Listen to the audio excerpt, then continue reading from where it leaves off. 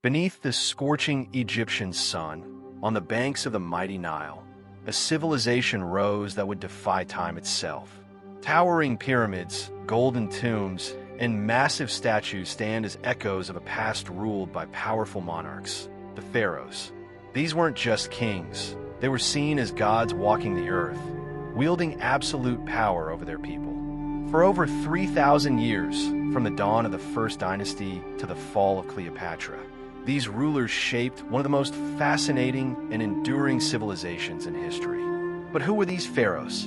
Were they warriors, visionaries, or divine rulers?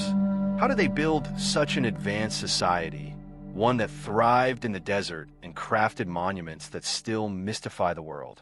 This is the story of Egypt's greatest pharaohs, the struggles they faced, the power they held, and the mysteries they left behind. From the first unifier of Egypt to the legendary Tutankhamun, and from the mighty Ramses the Great to the last queen, Cleopatra, we will uncover the secrets of their reigns, their battles, and the divine legacy they left behind. This is the entire history of the pharaohs, a story of power, conquest, religion, and immortality. The story of the pharaohs begins over 5,000 years ago, in a time before the pyramids, before hieroglyphs, and before Egypt became a united kingdom. The land of ancient Egypt, before it was the mighty kingdom we know today, was divided. Two great regions, Upper Egypt and Lower Egypt, stood in opposition, each with its own traditions, rulers, and symbols of power. The fertile Nile Delta in the north was a land of trade, prosperity, and advanced agriculture, while the rugged lands of the south, stretching into the deserts of Nubia, were ruled by warrior kings who thrived in battle. For centuries, these two lands existed separately, until one man changed everything. His name was Narmer, and he would become the first true pharaoh of a united Egypt. Before Narmer's rise, Egypt was a land of clan-based rule, where small kingdoms controlled different sections of the Nile River. These local rulers, often referred to as nomarchs, built walled cities, engaged in small-scale warfare, and developed early religious traditions that would later evolve into the powerful Egyptian pantheon. In the north, the rulers of Lower Egypt wore red crowns and controlled trade routes connected to the Mediterranean, allowing them to import luxury goods such as lapis lazuli, gold, and exotic animals. Their cities were prosperous, their people well-fed, and their connection to the sea made them a hub for early commerce. In the south, the kings of Upper Egypt were warriors first, kings second. They wore white crowns and built their power through conquest and military strategy. Their influence extended deep into Nubia, where they gained access to rich gold mines and strong warriors, whom they recruited into their armies.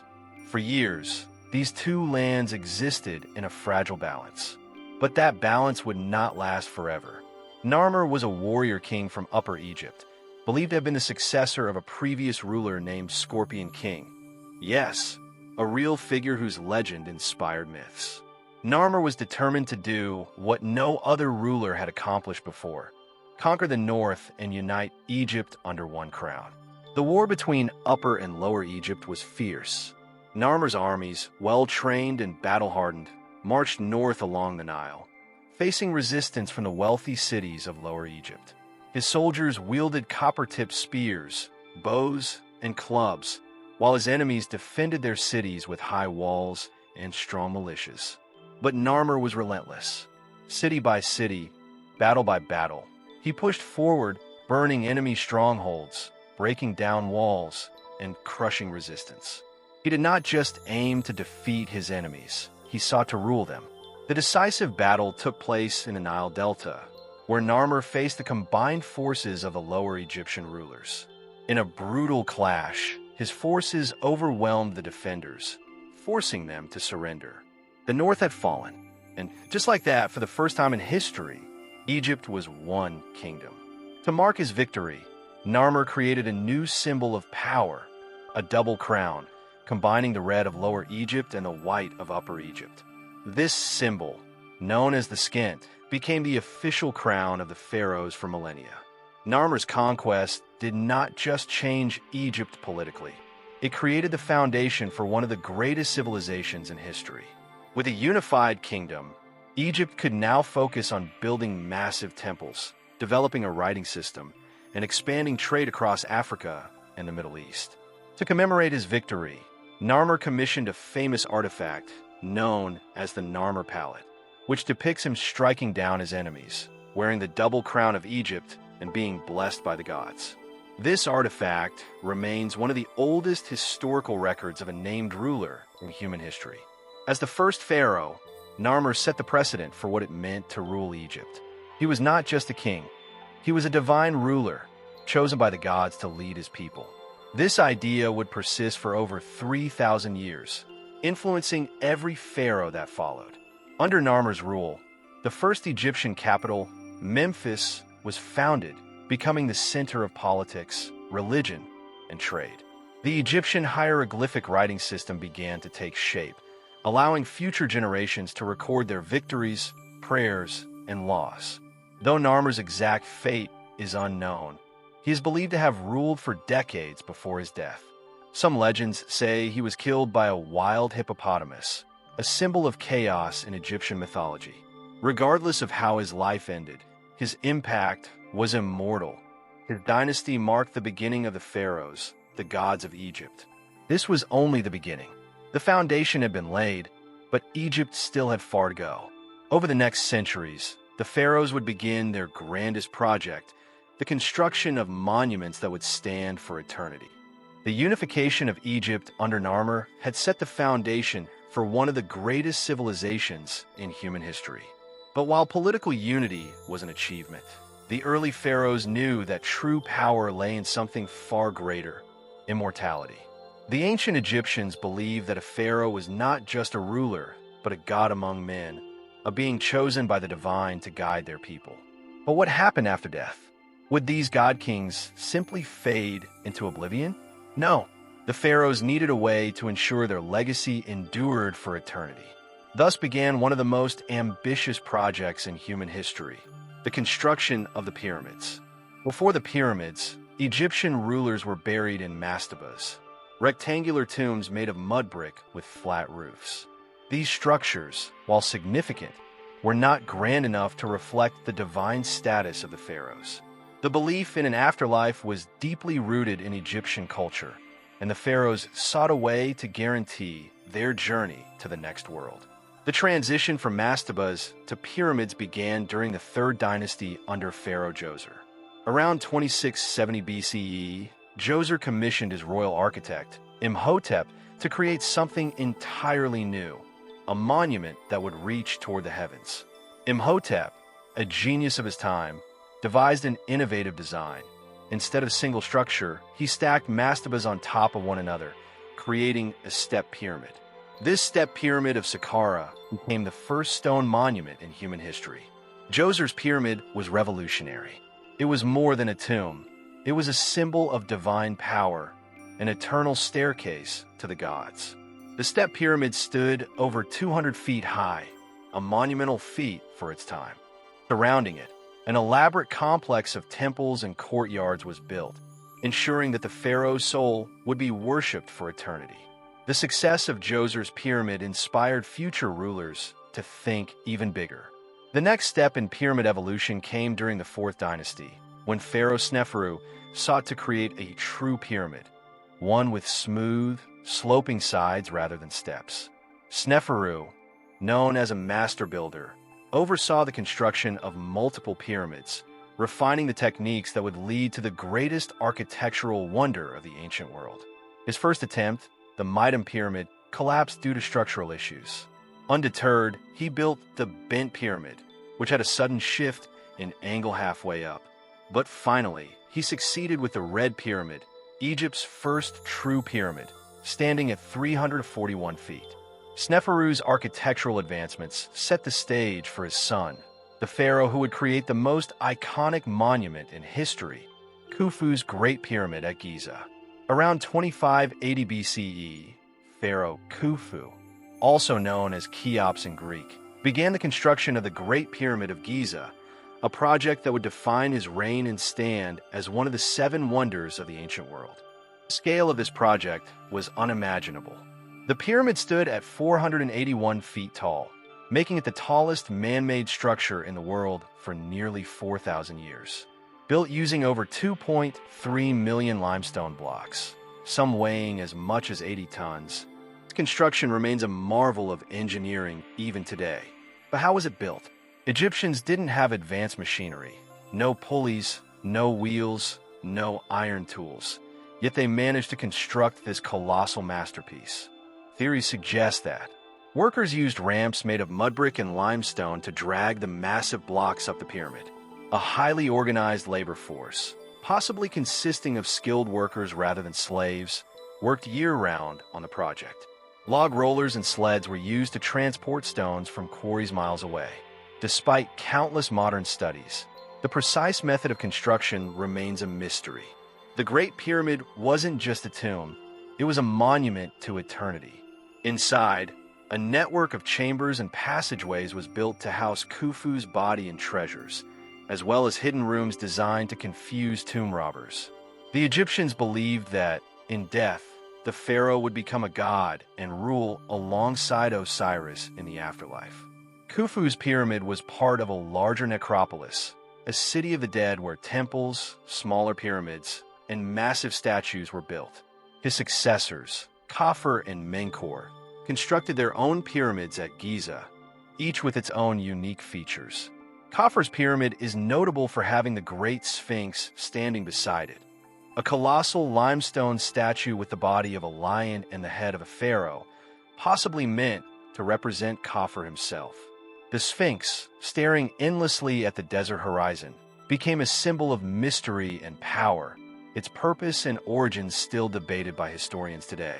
Menkaure's pyramid, though smaller, continued the tradition of grandeur, emphasizing the pharaoh's divine status. Together, these three pyramids formed the legendary Giza complex, a timeless representation of Egypt's power, wealth, and faith in the afterlife. The pyramid era reached its peak during the Fourth Dynasty, but as time passed, the construction of such monumental tombs became unsustainable. By the time of the Fifth and Sixth Dynasties, pyramid building began to decline. Later pharaohs, realizing that massive pyramids attracted grave robbers, started constructing elaborate hidden tombs in the Valley of the Kings instead. However, the legacy of the pyramid builders endured. These monuments stood as eternal testaments to the ambitions of the pharaohs, showcasing their divine rule and the incredible capabilities of their civilization. The pyramids also influenced the development of Egyptian religion. The concept of the pharaoh's journey to the afterlife, the role of gods like Osiris and Anubis in guiding the dead, and the intricate burial rituals all stem from this period. Even today, the pyramids of Egypt remain one of the most visited and studied historical sites in the world. They continue to baffle scientists, inspire historians, and mesmerize travelers, standing as the ultimate symbol of human ingenuity and ambition. But while the pyramids solidified the pharaoh's divine status, Egypt was still evolving. The Old Kingdom would eventually collapse, leading to a period of chaos before the nation would rise again under new leadership and new challenges. The Pyramid Age had cemented the pharaohs as divine rulers, god-kings who ruled over one of the most advanced civilizations of their time. With the construction of the Great Pyramid of Giza and the grand monuments of the Fourth Dynasty, Egypt had reached its first golden age, the Old Kingdom. This was an era of incredible achievements, cultural development, and economic prosperity. But power never lasts forever. Just as Egypt had risen to unimaginable heights, cracks began to form in its foundation. By the end of the Sixth Dynasty, the Old Kingdom would collapse into chaos, plunging Egypt into its first intermediate period, a time of disunity and strife. How did such a powerful empire fall? What led to the downfall of the pharaohs who once commanded the construction of the world's greatest monuments? The pharaohs of the Old Kingdom ruled as gods on earth, holding absolute power over their people. Their word was law, and their control over resources, labor, and religion was unquestioned. This was possible due to a highly organized government, with a strict bureaucracy managing everything from taxation to food distribution. At the heart of this system was Ma'at, the Egyptian concept of order, balance, and justice. The pharaoh's duty was to maintain Ma'at, ensuring that Egypt remained prosperous and that the gods were pleased. As long as the pharaohs upheld Ma'at, the Nile would flood, the people would be fed, and the kingdom would flourish. The most powerful rulers of this period, Sneferu, Khufu, Khafre, and Menkaure, demonstrated their divine authority by constructing the pyramids, monuments that were both tombs and eternal symbols of power. But these projects came at a cost. The sheer amount of wealth and manpower needed to build such massive structures put a strain on Egypt's economy.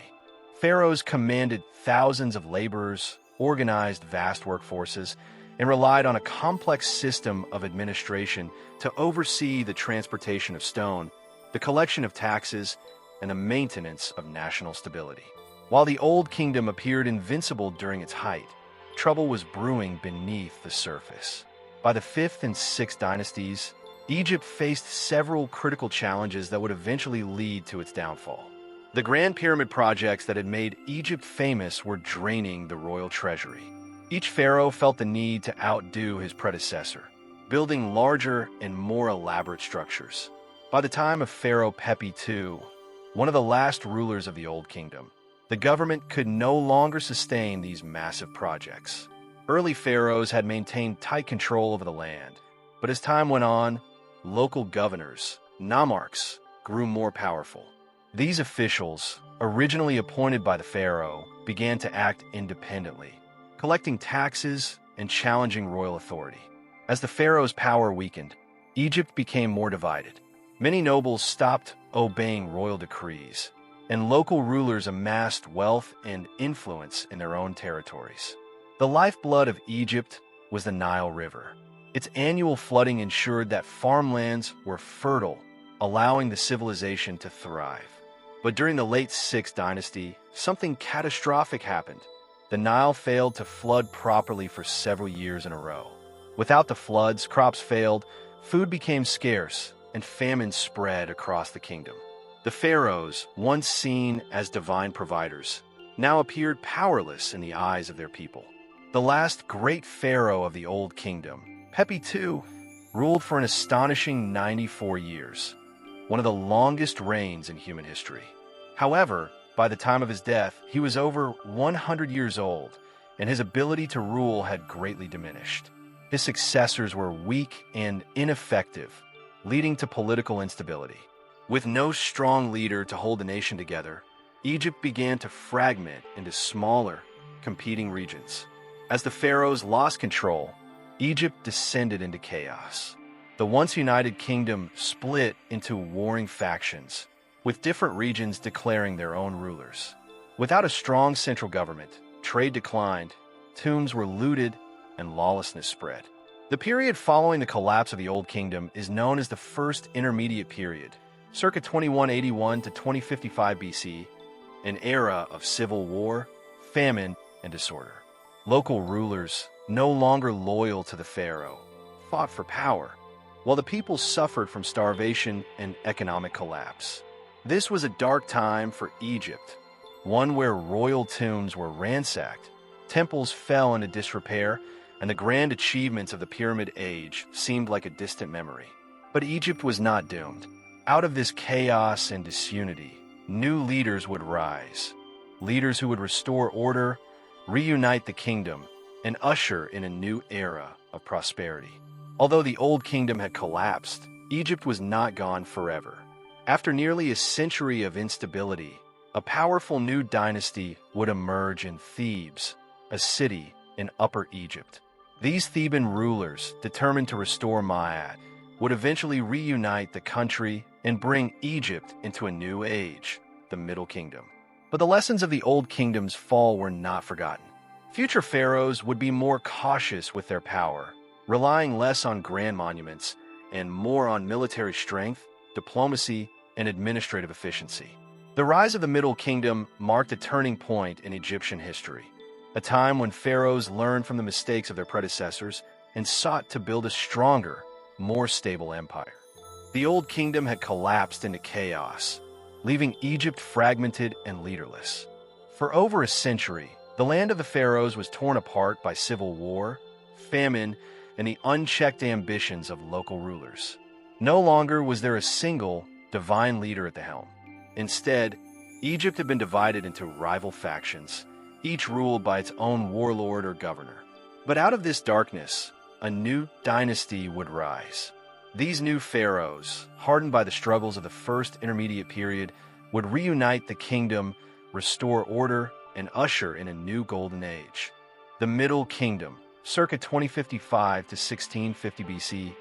This was a time of rebirth, a period when Egypt learned from its past mistakes. The new pharaohs would not rely on the massive, unsustainable pyramid projects of their predecessors. Instead, they would focus on military expansion, economic prosperity, and social reforms. This chapter tells the story of how the Middle Kingdom rose from the ashes of the Old Kingdom's collapse, setting the stage for one of the most culturally and politically stable eras in Egyptian history. For over 100 years after the fall of the Old Kingdom, Egypt was in disarray. The once unified civilization had fractured into small, competing city-states, ruled by ambitious local leaders. Two major power centers emerged. Heracleopolis, Lower Egypt, in the north, controlled by a series of rulers who claimed to be the legitimate successors of the Old Kingdom pharaohs. Thebes, Upper Egypt, in the south, a rising city ruled by a new, ambitious dynasty that would soon challenge the rulers of the north. During this period, the divine authority of the pharaoh was questioned. Local rulers no longer viewed themselves as servants of the god-king. Instead, they sought power for themselves. This led to conflicts between rival factions, as warlords battled for control over Egypt's resources and trade routes. The Nile's inconsistent flooding patterns during this time made matters worse.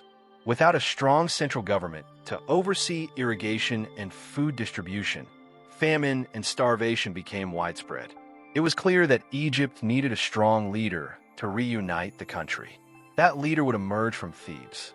By around 2055 BCE, a powerful southern king, Mentuhotep II, rose to prominence in Thebes. He was not just another regional warlord.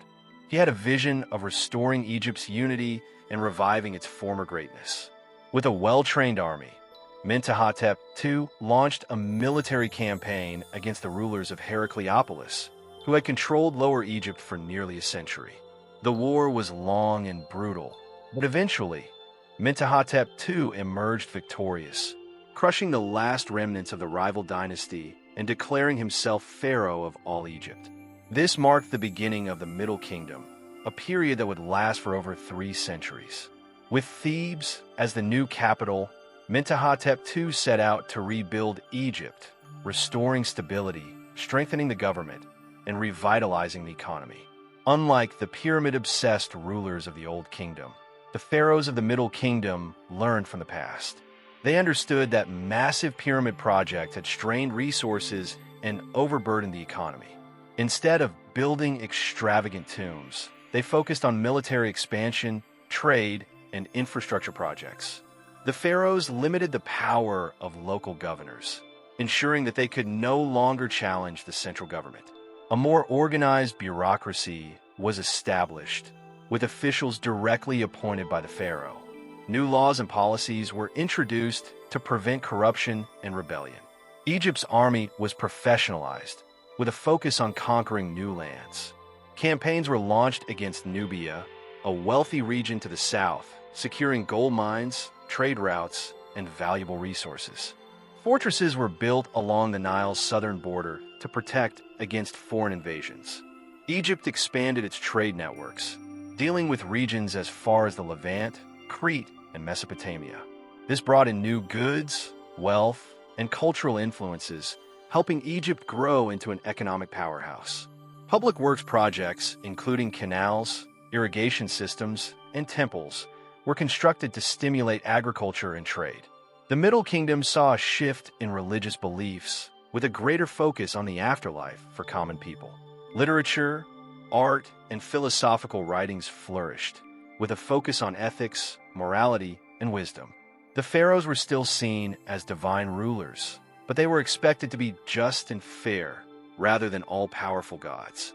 After the wars of reunification, the Middle Kingdom entered a period of stability. Some of the most powerful rulers of this era included Senusret I, circa 1971 to 1926 BC, expanded Egypt's influence in Nubia and the Sinai Peninsula. He oversaw the construction of temples, fortresses, and irrigation projects that strengthened the kingdom. Amenemhat III, circa 1860 to 1814 BCE, one of the most successful pharaohs of the Middle Kingdom.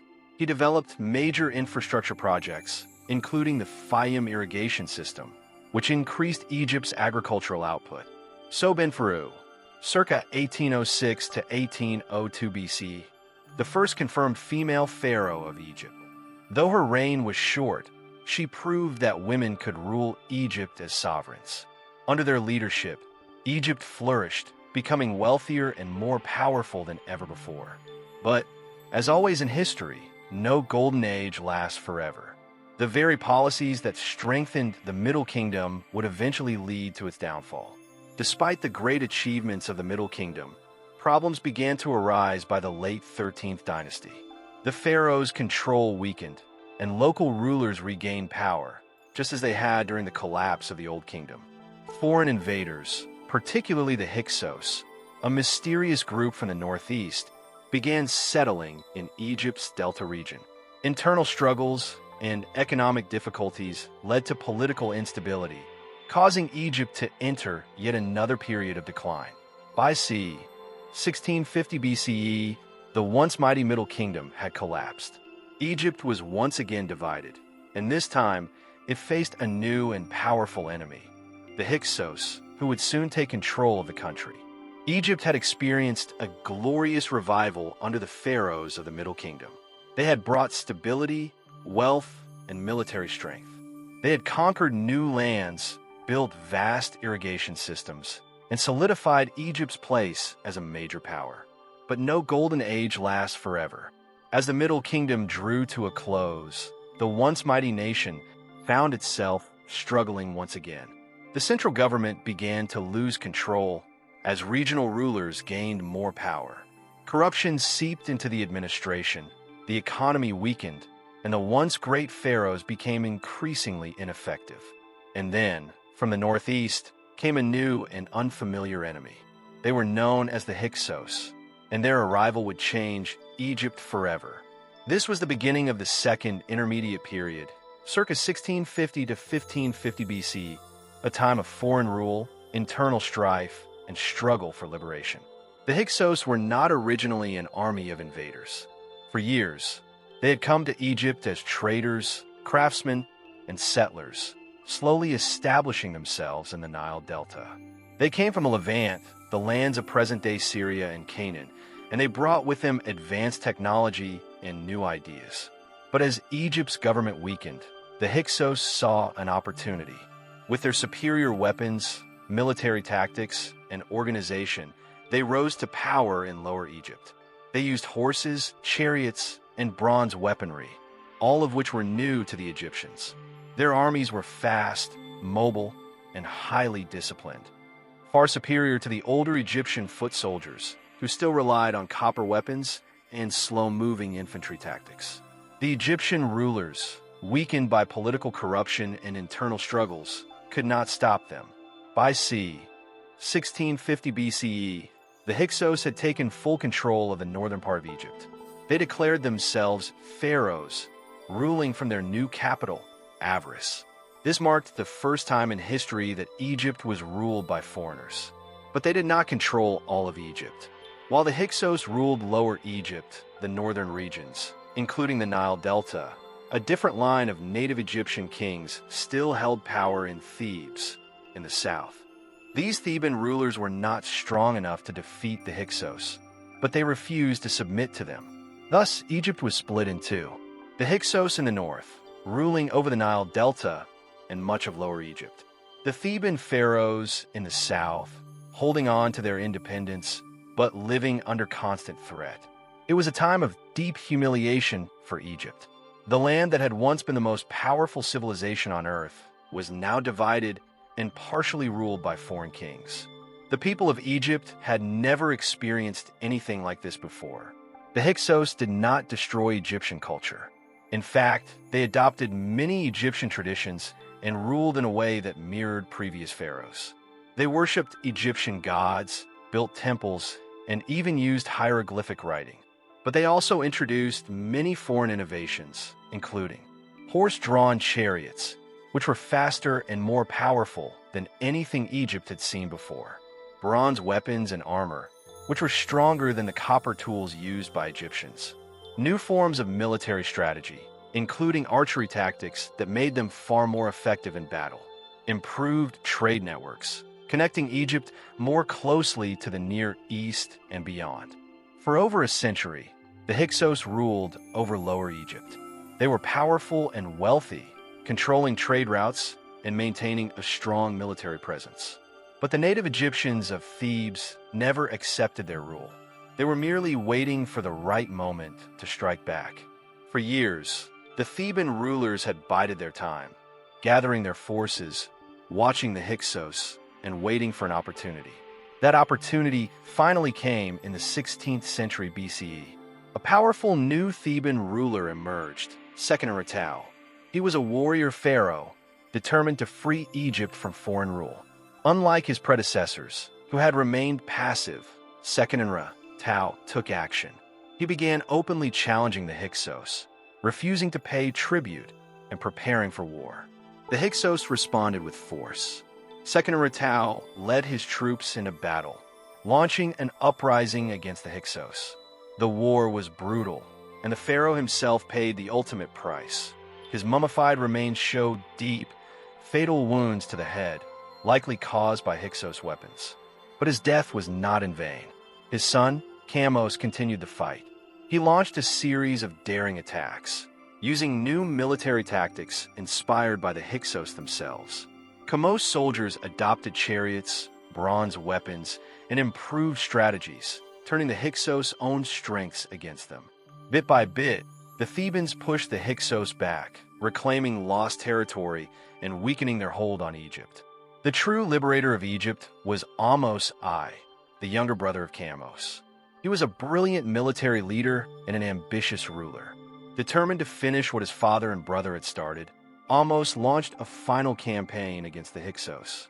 With a well-trained army and advanced weaponry, Ahmose laid siege to Avaris, the Hyksos capital. The battle was fierce and relentless. The Hyksos fought desperately, knowing that defeat meant the end of their rule. But the Thebans were stronger. After a long and bloody struggle, Avaris fell. The Hyksos, realizing they had lost, fled Egypt, retreating back to the lands of Canaan. Ahmose pursued them all the way into the Levant, ensuring that they could never threaten Egypt again. With the Hyksos finally defeated, Ahmose united all of Egypt under his rule. He established the 18th dynasty and ushered in the New Kingdom, one of the most powerful eras in Egyptian history. The Hyksos invasion had been a humiliating chapter in Egyptian history, but it had also been a turning point. The Egyptians had learned from their conquerors. They had adopted new weapons, military tactics, and technologies, ensuring that they would never again be caught off guard. More importantly, the struggle against the Hyksos had united Egypt in a way that had not been seen for centuries. The Theban rulers, once just regional kings, had proven themselves to be the rightful leaders of all Egypt. With the dawn of a new kingdom, Egypt was about to enter its most powerful and expansive era yet. The defeat of the Hyksos was not just a military victory, it was a rebirth. After more than a century of humiliation and division, Egypt was whole again. Ahmose I, the pharaoh who had driven the Hyksos from Avaris and reclaimed the lands of the Nile, now stood as the undisputed ruler of a united Egypt. But he knew that victory alone was not enough. Egypt had learned a harsh lesson. Isolation was dangerous. The kingdom had grown complacent during the Middle Kingdom, believing its borders were secure, that the great desert surrounding the Nile would always be enough to protect it. But the Hyksos had shattered that illusion. Egypt would never again allow foreign invaders to take its lands. It would become stronger, more aggressive, and more expansive than ever before. The new kingdom had begun, and with it, an age of conquest. Ahmose set the foundation for this transformation. His first task was to ensure that no remnants of the Hyksos threat remained. He pursued them into the lands of Canaan, crushing their remaining forces and eliminating any chance of their return. But he did not stop there. He understood that Egypt needed more than just a defensive strategy. It needed to expand its influence beyond its traditional borders. He marched his armies north, extending Egyptian power deep into the Levant, claiming new territories and turning former Hyksos allies into vassal states. For the first time in history, Egypt was becoming an empire. The campaigns of Ahmose were just the beginning. With the founding of the 18th dynasty, a new generation of pharaohs rose to power, rulers who would take Egypt to heights it had never seen before. Among them was Thutmose I, a warrior king who would solidify Egypt's dominance and push its borders further than any of his predecessors. Unlike the rulers of the Middle Kingdom, who had focused on internal stability, Thutmose saw Egypt's future in expansion. He led his armies beyond the Sinai Desert, deep into Nubia in the south and into the heart of the Near East. His campaigns brought vast amounts of wealth into Egypt: gold from Nubia, tribute from conquered cities, and exotic goods that had never before been seen along the Nile. Egypt was no longer just a kingdom. It was an empire stretching across North Africa and the Near East. But conquest alone was not enough. Thutmose and his successors understood that Egypt's power could not rely solely on military strength. Diplomacy became just as important as war. The pharaohs of the new kingdom forged alliances, married foreign princesses, and established networks of influence that stretched from Mesopotamia to the Aegean. The kings of Babylon, the Hittite rulers of Anatolia, and the Mycenaean lords of Greece all knew of Egypt's power and sought its favor. For the first time, Egypt was fully engaged with the world beyond its borders. It was during this time that Egypt saw the rise of one of its most legendary rulers, Hatshepsut, a woman who defied tradition and seized the throne as pharaoh. Unlike her predecessors, who had built their legacies on military conquests, Hatshepsut took a different approach. She focused on wealth, trade, and monumental construction. Under her rule, Egypt experienced an economic boom. She reopened trade routes that had long been dormant, sending vast expeditions to the mysterious land of Punt, bringing back gold, incense, and rare goods. She commissioned some of the greatest architectural projects in Egyptian history, including her magnificent mortuary temple at Deir el-Bahari. Though she had to fight to legitimize her rule, often depicting herself as a male pharaoh in statues and inscriptions, her reign was one of prosperity and stability. But the militaristic spirit of the new kingdom could not be suppressed for long. After Hatshepsut's death, her stepson and successor, Thutmose III, returned Egypt to its path of conquest. He is often called the Napoleon of ancient Egypt, a warrior king who led over a dozen military campaigns and expanded the empire to its greatest territorial extent. His armies marched as far north as the Euphrates River, subduing rebellious vassals and crushing any who opposed Egypt's rule. Under Thutmose III, Egypt reached the height of its military power. The cities of Canaan and Syria became tributary states, sending yearly offerings of gold, timber, and soldiers to the pharaoh. The empire's wealth flowed into Thebes, transforming it into a city of splendor, filled with towering temples, grand avenues, and monuments dedicated to the gods. Yet, Egypt's expansion came with new challenges. As its borders stretched further, it came into conflict with another rising power, the Hittites of Anatolia. These warriors, armed with iron weapons and powerful chariots, were determined to challenge Egypt's dominance. The stage was set for one of the greatest power struggles of the ancient world, a conflict that would test the might of Egypt's warrior pharaohs and shake the foundations of the empire itself. The golden age of Egyptian expansion had turned the land of the Nile into the dominant force of the ancient world. Pharaohs like Thutmose III had pushed the empire's borders further than ever before, turning Canaan, Syria, and even land along the Euphrates into tributary states. But as Egypt basked in its wealth and power, another force was rising in the north. The Hittites, a once fractured collection of Anatolian tribes, had unified under strong rulers and were beginning to challenge Egypt's authority. What had once been an uncontested dominion over the Near East was now turning into a battleground where pharaohs would have to fight to keep what their ancestors had conquered. The Hittites were unlike any enemy Egypt had faced before. Unlike the loosely organized city-states of Canaan or the small kingdoms that had fallen under Egyptian rule, the Hittites possessed a powerful, centralized government, a disciplined military, and access to advanced weaponry. They had mastered the art of iron smelting, an innovation that gave them stronger weapons than Egypt's traditional bronze blades. Their chariots, unlike the lighter and more mobile Egyptian ones, were built for heavy impact, carrying 3 warriors instead of 2, one to drive, one to shoot arrows, and one to wield a spear. They were warriors of the mountains, hardened by the rough terrain of Anatolia, and they were determined to claim control over the rich lands of the Levant. Egypt's first encounters with the Hittites were not immediate battles, but rather a slow erosion of influence. Egyptian rulers had maintained their dominance over the Near East through a network of vassal kings, local rulers who pledged loyalty to the pharaoh in exchange for protection and wealth. But as the Hittites grew in strength, these rulers found themselves caught between 2 superpowers. Some remained loyal to Egypt, fearing the wrath of the pharaoh, while others began secretly negotiating with the Hittites, hoping to secure their own survival. The balance of power was shifting, and Egypt was beginning to feel the strain. Then came the reign of Pharaoh Amenhotep III, a ruler who preferred diplomacy over war. Rather than engaging in constant battles, he sought to secure Egypt's dominance through marriage alliances and strategic negotiations. He married foreign princesses, strengthened ties with Mesopotamian rulers, and sent lavish gifts to those he wished to keep as allies. His reign was a time of immense wealth, as Egypt's coffers were filled with tribute from its territories.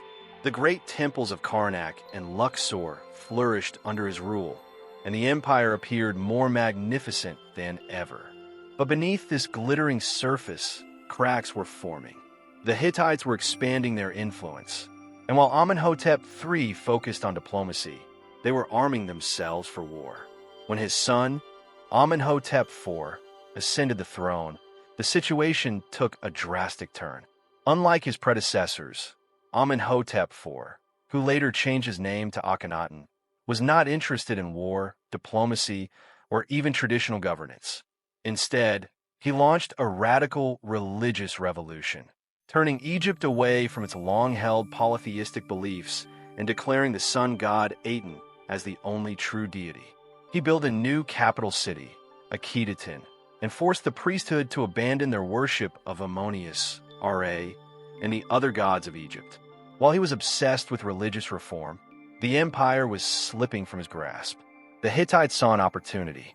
With Egypt distracted by internal turmoil, they made their move, sweeping in Assyrian territories and capturing cities that had once been loyal to the pharaoh. Egyptian vassal states, seeing that the empire was no longer as strong as it had been under Thutmose III, began defecting to the Hittite side. The balance of power in the Near East had shifted. By the time Akhenaten died and his successors tried to restore order, the damage had been done. The Hittites had taken key strategic locations, and Egypt had lost its once unshakable dominance. Then came Ramses II, the pharaoh who would attempt to restore Egypt's former glory. He was young, ambitious, and determined to reclaim what had been lost. He understood that the Hittites were Egypt's greatest threat, and he was not willing to let them continue their expansion unchallenged.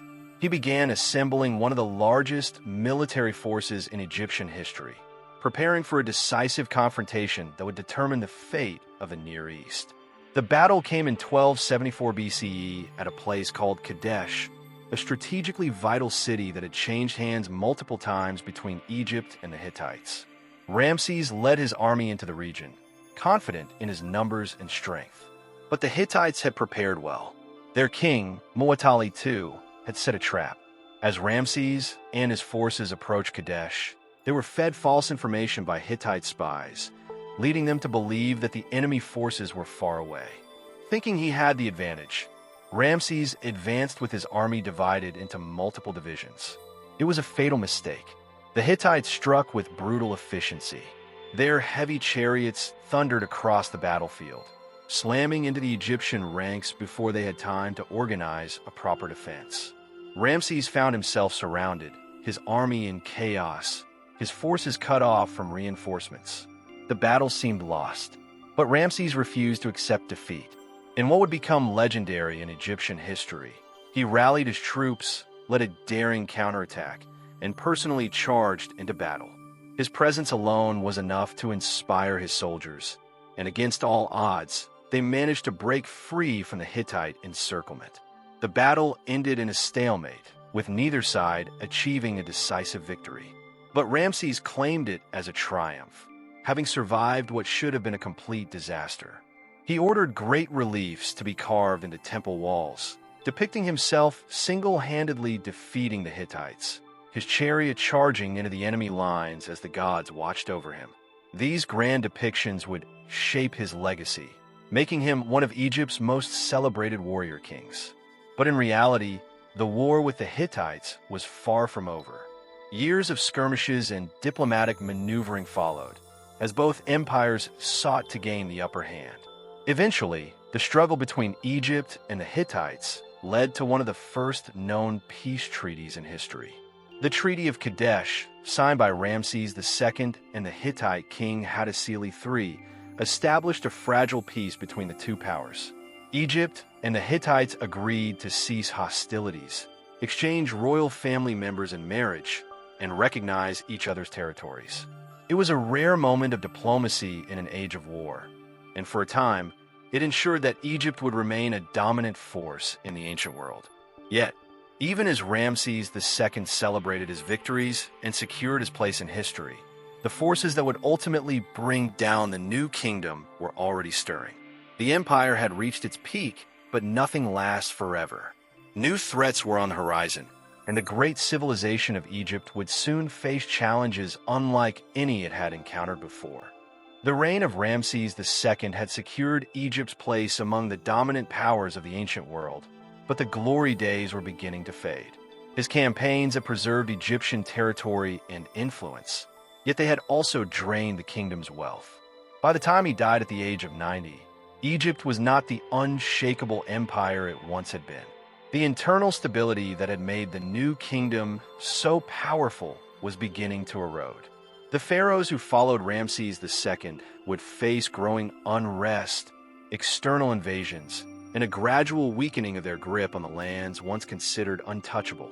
Ramses II was succeeded by his son Merneptah, a ruler who inherited not only his father's vast empire, but also the heavy burden of maintaining it.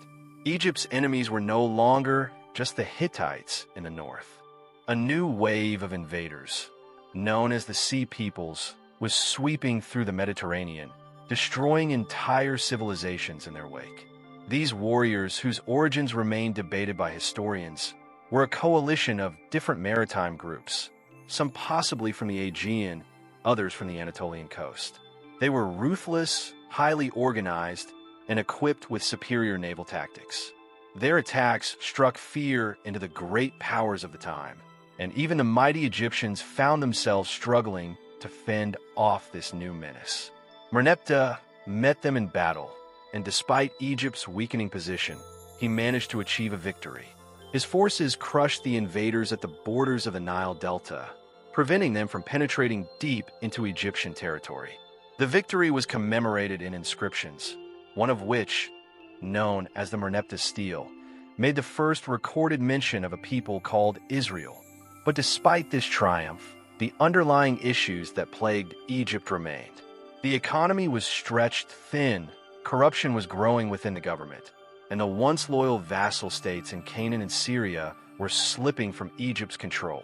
As the 19th dynasty gave way to the 20th, the throne passed to Ramses III, a pharaoh who saw himself as the last great warrior king of Egypt. His reign was marked by constant military struggles, as he was forced to defend Egypt from waves of invasions and internal revolts. The Sea Peoples returned, attacking in even greater numbers than before. They burned cities, toppled rival kingdoms, and descended upon the Nile Delta with the intent of conquering Egypt itself. Ramses III knew that if they succeeded, the empire would crumble. In what would become one of the most decisive battles of his reign, he prepared a massive defense. The Egyptian navy, positioned at the mouth of the Nile, awaited the arrival of the enemy fleet. As the Sea People's ships approached, Egyptian archers rained down arrows from the shore, while skilled marines boarded enemy vessels, engaging in brutal close-quarters combat. The battle was fierce, but in the end, Ramses III emerged victorious. The invaders were repelled, their forces scattered, and Egypt had once again survived a great external threat. But though Ramses III had won on the battlefield, the internal structure of Egypt was rotting from within. Corruption among the priesthood and government officials was spiraling out of control. The economy was failing, and workers, who had once labored tirelessly to build the grand monuments of the pharaohs, began to protest. The first recorded labor strike in history took place under Ramses III's reign, when tomb builders in the Valley of the Kings refused to work due to unpaid wages. The treasury was empty, and the once unbreakable bond between the pharaoh and his people was beginning to fray. Then came one of the greatest scandals in Egyptian history, the assassination of Ramses III. Conspiracy, led by one of his wives and a group of high-ranking officials, sought to overthrow him in favor of her son. The plot was exposed, and the conspirators were executed, but not before Ramses III was mortally wounded. His death marked the end of Egypt's last true warrior king, and with him, the empire began its final descent into fragmentation. His successors, bearing the name Ramses, ruled in rapid succession, each one weaker than the last. The government became more focused on internal power struggles than maintaining Egypt's vast territories. The priesthood of Ammonius, based in Thebes, grew in influence, challenging the authority of the pharaoh. As the central government weakened, the once mighty empire fractured. The great cities of Canaan, once loyal to the pharaoh, fell to new invaders. The Libyans and Nubians pressed against Egypt's borders, seeing the weakness of the once dominant civilization as an opportunity for conquest. By the time the 20th dynasty came to an end, Egypt was no longer a unified empire. The land was divided, with rival factions vying for control. The high priests of Ammonius ruled Thebes as de facto kings, while the pharaohs in the north struggled to maintain even a semblance of authority. The golden age of conquest and expansion was over. Then, in the 8th century BCE, a new power emerged in the south. The kingdom of Kush, a Nubian state that had once been under Egyptian rule, rose to prominence. Its kings, seeing the fragmentation of Egypt, launched a campaign to reclaim the land of the pharaohs. Under King Pi, the Kushites marched north, defeating the rival factions and reuniting Egypt under their rule. It was a poetic reversal. Egypt, which had once conquered Nubia, was now ruled by Nubian kings. But even this new dynasty, known as the 25th dynasty, could not restore Egypt to its former greatness.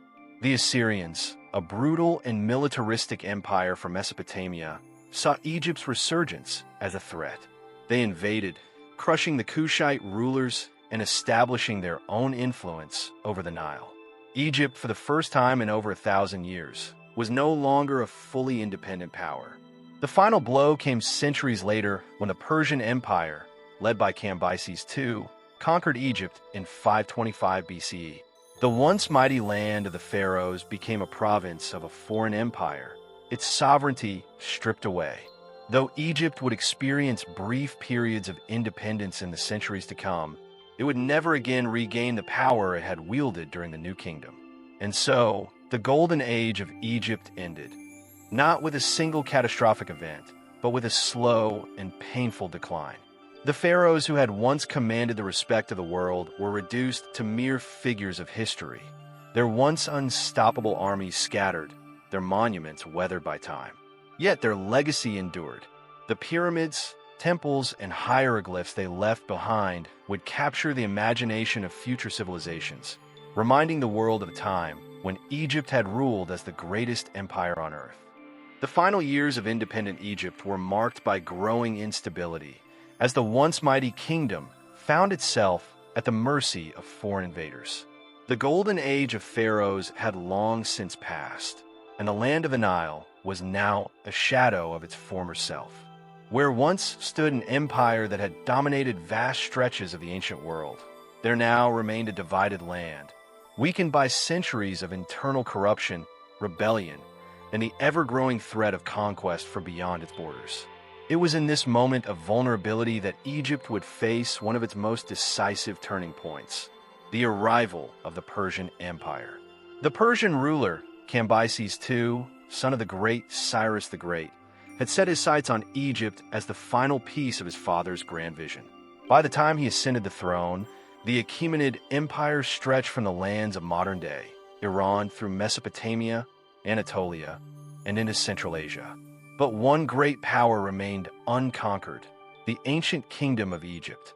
To Cambyses, conquering Egypt was not only a strategic necessity, but also a statement of ultimate dominance. Egypt at the time was ruled by Pharaoh Psamtik III, the last king of the 26th dynasty. Unlike his powerful ancestors, Psamtik III inherited a kingdom on the brink of collapse.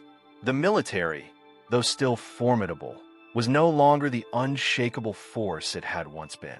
The once loyal provinces of the empire had either been lost or were under constant threat. And now, standing at Egypt's eastern borders, was an army unlike any the land of the Nile had ever faced. The Persians under Cambyses moved swiftly. In 525 BCE, they launched their invasion, crossing into the Sinai Desert with an army composed of Persians, Medes, and even defected Greek mercenaries who had once fought for Egypt. The Egyptians, knowing that an open field battle against such a force could be disastrous, attempted to halt the invasion at the strategically important city of Pelusium, the gateway to the Nile Delta. The battle that followed was brutal. The Egyptian army, though fighting with the courage of its ancestors, was outmatched by the discipline and numbers of the Persian forces. Cambyses, ever the tactician, employed a psychological strategy that would forever be remembered in the annals of military history. Knowing that Egyptians revered cats and considered them sacred, he ordered his soldiers to paint feline images on their shields and even released live cats onto the battlefield. The Egyptian soldiers, fearful of harming the animals, hesitated in their attack, allowing the Persian army to break through their ranks. The battle was over swiftly. The Egyptian forces were crushed, and Pelusium fell into Persian hands. Psamtik III retreated to Memphis, hoping to rally whatever forces he could, but the Persian advance was unstoppable. One by one, the cities of the Nile Delta surrendered. By the time Cambyses reached Memphis, the fate of Egypt was sealed. The city was besieged, its defenses shattered, and Psamtik III was captured. In an attempt to break the spirit of the Egyptian people, Cambyses forced their fallen pharaoh to witness the execution of his own son before his eyes. Shortly after, Psamtik was either executed or forced into suicide. The last independent ruler of Egypt was no more. With Egypt now under Persian rule, Cambyses proclaimed himself pharaoh. He adopted the regalia of the Egyptian kings, performed religious rituals, and sought to present himself as the rightful ruler of the two lands. But his reign was one of brutality. He plundered temples, looted the wealth of the kingdom, and imposed heavy tributes on the people of Egypt. The grandeur of a new kingdom was now only a memory, replaced by the cold rule of foreign conquerors. Cambyses' reign over Egypt was short-lived. After a failed campaign to conquer Nubia and an unsuccessful attempt to send an expedition against the fabled Oracle of Siwa, he returned to Persia, only to die under mysterious circumstances. His successor, Darius I, took a different approach. Unlike Cambyses, who ruled Egypt through force and fear, Darius sought to integrate Egypt into the Persian Empire more peacefully. He ordered the restoration of temples, reduced heavy taxation, and allowed Egyptians to serve in administrative positions. The great temple of Hybes in the Kurga oasis was completed under his rule, bearing inscriptions that portrayed him as a legitimate pharaoh. But despite these efforts, Persian rule was never truly accepted by the Egyptian people. Rebellions flared up constantly, as Egyptians longed for the days when they were masters of their own land. The high priests of Ammonius in Thebes, who had once wielded immense power, resisted Persian authority in whatever ways they could. Revolts erupted, some momentarily successful, but all were eventually crushed. The cycle of resistance and repression defined Egypt's existence under Persian control. For over a century, Egypt remained a province of the Achaemenid Empire, passing from one Persian ruler to another. But in 404 BCE, during the chaotic years following the Peloponnesian War between Athens and Sparta, an opportunity arose. Taking advantage of Persia's distraction with the Greek world, an Egyptian noble named Amyrtaeus led a successful revolt against the Persian governor. Egypt, for the first time in over 100 years, was free once more. Amyrtaeus ruled as the sole pharaoh of the 28th dynasty, but his reign was brief. He was overthrown by a rival, and Egypt fell into a period of instability. The next few dynasties, the 29th and 30th, were marked by continuous power struggles, as local rulers attempted to maintain their fragile independence. But Egypt's newfound freedom would not last. In 343 BCE, the Persians returned with a vengeance. The great Persian king Artaxerxes III led a massive campaign to retake Egypt, determined to crush all resistance once and for all. The Egyptian forces, though brave, were no match for the sheer might of the Persian army. City after city fell, and Thebes, once the heart of Egyptian power, was sacked. The temples were looted, sacred texts were burned, and Egypt was once again absorbed into the Persian Empire. But even Persian rule would not last forever. A storm was gathering in the west, one that would change the course of history not only for Egypt, but for the entire known world. In the kingdom of Macedon, a young and ambitious warrior had risen to power. His name was Alexander, and soon he would march toward Egypt, bringing an end to Persian rule and beginning a new chapter in the land of the Pharaohs. The winds of fate had shifted once more. For over a decade, Egypt had remained under the crushing weight of Persian rule, its temples desecrated, its people restless. The grandeur of the past seemed to fade further with each passing year, as the foreign overlords tightened their grip on the land of the Nile. Yet in the distant west, beyond the Mediterranean, a new force was rising, one that would forever alter the course of Egyptian history. His name was Alexander, and his ambition knew no bounds. By 332 BCE, the world had already begun to tremble beneath the boots of Alexander the Great. The young king of Macedon, son of Philip II, had carved his way across the Persian Empire, dismantling the once invincible dominion of Darius III. City after city had fallen before him, from Asia Minor to the great gates of Phoenicia. And now, his sights were set on Egypt, a land he did not seek to conquer by force, but rather to liberate from Persian rule. As Alexander's army approached the borders of Egypt, a sense of hope spread among the people. The Persians had long been despised by the Egyptian populace, who saw them as cruel oppressors with no regard for their sacred traditions. Their current satrap, Mazax, ruled with an iron fist, but he understood the reality of the situation. The Persian army had already suffered devastating losses at the hands of Alexander in previous battles.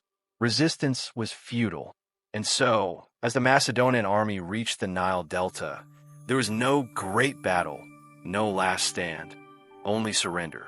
Mazax, perhaps fearing the wrath of the Egyptian people more than that of Alexander, handed over the province without a fight. For the first time in centuries, the people of Egypt welcomed a foreign ruler as a liberator rather than a conqueror. When Alexander entered Memphis, the great capital of the time, he was met with celebrations. The priests of Ammonius, the highest religious authorities in the land, wasted no time in acknowledging him as pharaoh. It was not simply a political maneuver. They saw in him the strength and divine favor that had been lost since the last great native kings. Alexander, wise beyond his years, understood the importance of Egyptian tradition. Unlike the Persians, who had sought to dominate Egypt through subjugation, Alexander embraced its culture. He paid homage to the gods, offered sacrifices, and allowed the temples to be restored.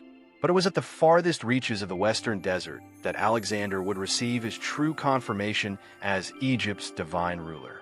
From Memphis, he set out on an arduous journey to the Siwa oasis, a remote sanctuary home to the Oracle of Ammonius. The trip was treacherous. His men suffered under the merciless sun, and the vast dunes seemed endless. Yet he pressed on, believing that his destiny lay in the words of the oracle. When he finally arrived, he was welcomed by the priests and led into the temple. What was spoken within those sacred walls remains a mystery, but when Alexander emerged, he carried himself with an air of certainty. He had been declared the son of Ammonius, the living god of Egypt. From that moment on, he was not merely a conqueror. He was Pharaoh, the chosen ruler of the two lands. With Egypt firmly under his control, Alexander turned his attention to his vision of the future. He was not content with ruling over an already ancient civilization. He wished to shape its destiny. He traveled to the Mediterranean coast, where he would leave behind one of his most enduring legacies, the city that would bear his name. On the shores where the Nile met the sea, he founded Alexandria, a city destined to become one of the greatest cultural and intellectual centers of the ancient world. Designed with wide streets, grand temples, and a magnificent harbor, Alexandria would symbolize the fusion of Greek and Egyptian civilization. Yet Alexander's destiny was not tied solely to Egypt. He was meant for greater things. Before the city was even fully built, he set out once more, leading his armies deeper into the heart of Persia and beyond. Egypt was but one chapter in his grand campaign, a stepping stone in his quest to become the master of the known world. And though he never returned to the land of the Nile, his influence would remain for generations. After Alexander's sudden and mysterious death in 323 BCE, his vast empire was thrown into chaos. His generals, the Diadochi, carved up his territories, each seeking to claim a portion of his legacy. Egypt fell into the hands of one of his most trusted commanders, Ptolemy, a Macedonian noble who had fought alongside Alexander since the beginning. Unlike many of his rivals, Ptolemy did not aspire to rule over the entire empire. He understood the value of Egypt, its wealth, and its strategic importance. He established himself as satrap, governing in Alexander's name. But it was clear that he had no intention of surrendering control to any of the other Diadochi. For over a decade, Ptolemy strengthened his rule, repelling invasions and securing Egypt's borders. In 305 BCE, he made his final move. He declared himself Pharaoh, taking on the name Ptolemy I Soter, the savior. Thus began the Ptolemaic dynasty, a new era in Egyptian history where Greek and Egyptian culture would merge in ways never seen before. Though Egypt was now ruled by foreign kings, these rulers adopted many Egyptian customs, married into local noble families, and continued the traditions of the pharaohs. Under the Ptolemies, Alexandria flourished, becoming the intellectual and cultural heart of the ancient world. The Great Library of Alexandria was established, attracting scholars, philosophers, and scientists from across the Mediterranean. The Lighthouse of Alexandria, one of the 7 wonders of the ancient world, stood as a beacon of Egyptian and Hellenistic ingenuity. The land of the Pharaohs, though no longer ruled by native kings, had entered a new golden age. But beneath the surface, tensions simmered. The Ptolemies, despite their efforts to integrate Egyptian customs, were still foreign rulers. The native population never fully accepted them, and uprisings occurred frequently. The priesthood of Ammonius, once the most powerful force in Egyptian politics, now had to contend with Greek rulers who saw themselves as both pharaohs and Hellenistic kings.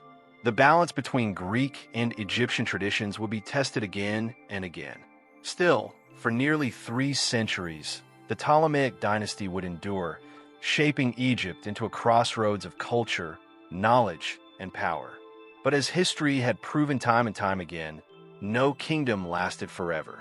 Beyond the Mediterranean, a new empire was rising, one that would one day lay claim to Egypt itself. The Romans, who had once admired the power of Alexander, would eventually turn their gaze toward the land of the Nile, marking the end of an era and the beginning of another. The sun still rose over the Nile, as it had for thousands of years, casting its golden light over the temples and statues of the gods. But the Egypt of Cleopatra was not the Egypt of her ancestors. The land of the Pharaohs, once a mighty empire that had commanded the world's awe, now found itself caught between two titanic forces, its own internal struggles and the growing power of Rome. The days of native rulers were long gone. The throne of Egypt was now occupied by the descendants of Greek conquerors, the Ptolemaic dynasty. And at the very center of its final chapter stood one of history's most captivating figures, Cleopatra VII. She was not merely a queen. She was a strategist, a linguist, a diplomat, and a ruler who defied expectations. Unlike her predecessors, who had embraced Greek culture at the expense of Egyptian traditions, Cleopatra understood the power of perception. She did something no Ptolemaic ruler before her had done. She learned to speak Egyptian. She presented herself not just as a Hellenistic monarch, but as Pharaoh, the divine ruler of Egypt. She donned the crown of Isis, aligned herself with the gods of the land, and sought to restore her kingdom's strength. But she faced a nearly impossible task. The dynasty was crumbling from within, weakened by infighting, corruption, and economic decline. And outside its borders, Rome loomed ever larger. By the time Cleopatra ascended the throne in 51 BCE, Egypt was already deeply entangled in Roman politics.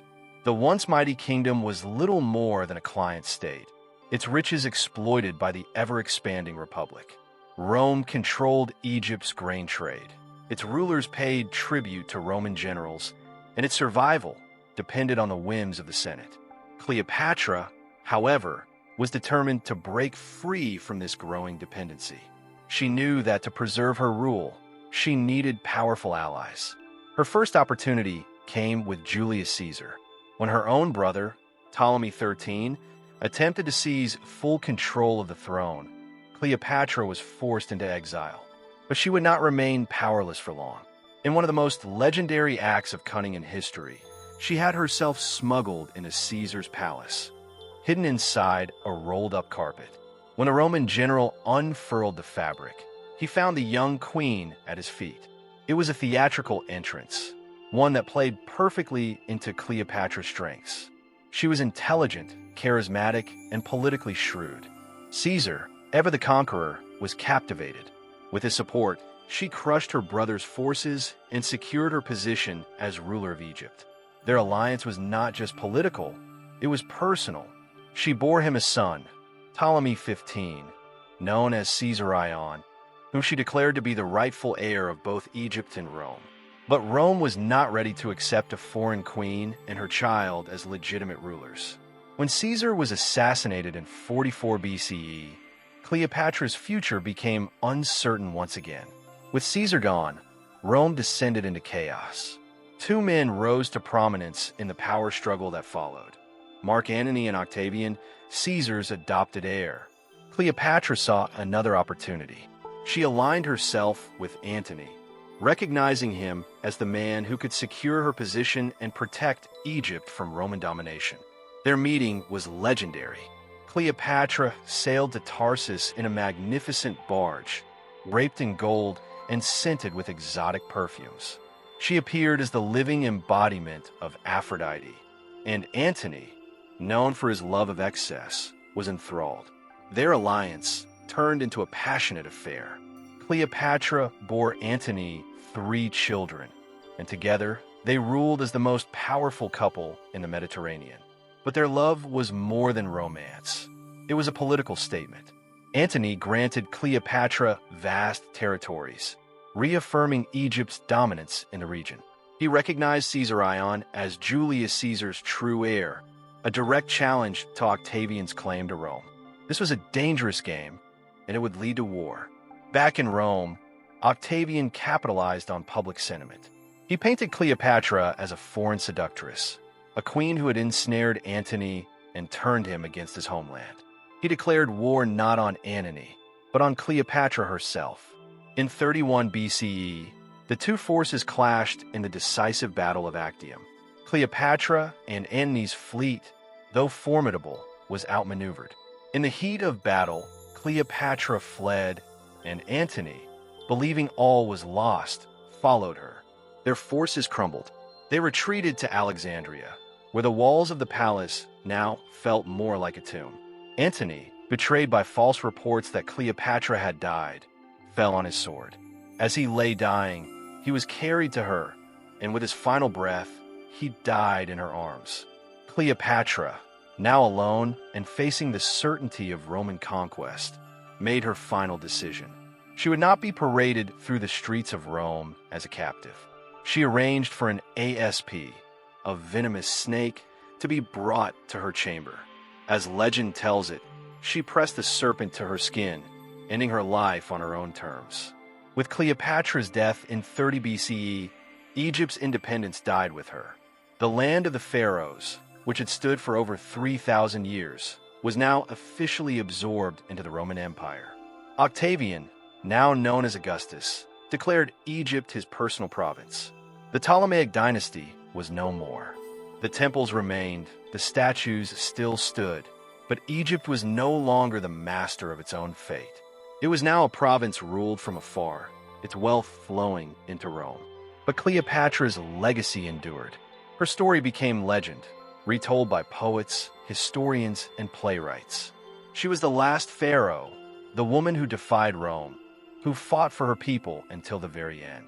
The fall of Egypt marked the end of an era, but not the end of its influence. The culture of the pharaohs, though now under Roman rule, continued to shape the world. The gods of Egypt found their way into Roman religion. The great library of Alexandria remained a beacon of knowledge, and the tales of the ancient rulers fascinated emperors for generations to come. Egypt would never again know a native pharaoh. It would pass through the hands of Rome, Byzantium, the Arabs, the Ottomans, and eventually the modern world. But through it all, the spirit of the Nile endured. The pyramids, the temples, and the memory of its great kings and queens stood as testaments to a civilization that had once ruled the sands of time. The fall of Cleopatra and the annexation of Egypt by Rome in 30 BC marked the end of one of the greatest civilizations in human history. For over 3,000 years, Egypt had been ruled by its own pharaohs, gods on earth who commanded the loyalty of their people and the reverence of the world. But now, the once mighty kingdom was no more than a province of an empire that stretched from Britain to Syria, ruled from the distant city of Rome. The Nile, which had once sustained a proud and independent people, now carried its riches into the hands of foreign rulers. Egypt, though still grand in its monuments and traditions, had lost its sovereignty. The new rulers of Egypt were not pharaohs, but Roman governors appointed by the emperor. Unlike previous foreign rulers, such as the Ptolemies, the Romans made no effort to integrate themselves into Egyptian culture.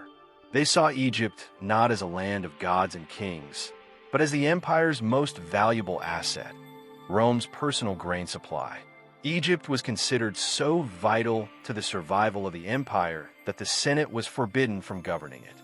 Instead, it was ruled directly by the emperor himself, ensuring that no ambitious Roman general could use its wealth to stage a rebellion.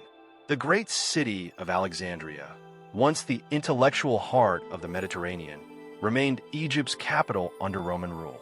It was a city of contrasts, Greek in its architecture, Egyptian in its spirit, and now Roman in its laws.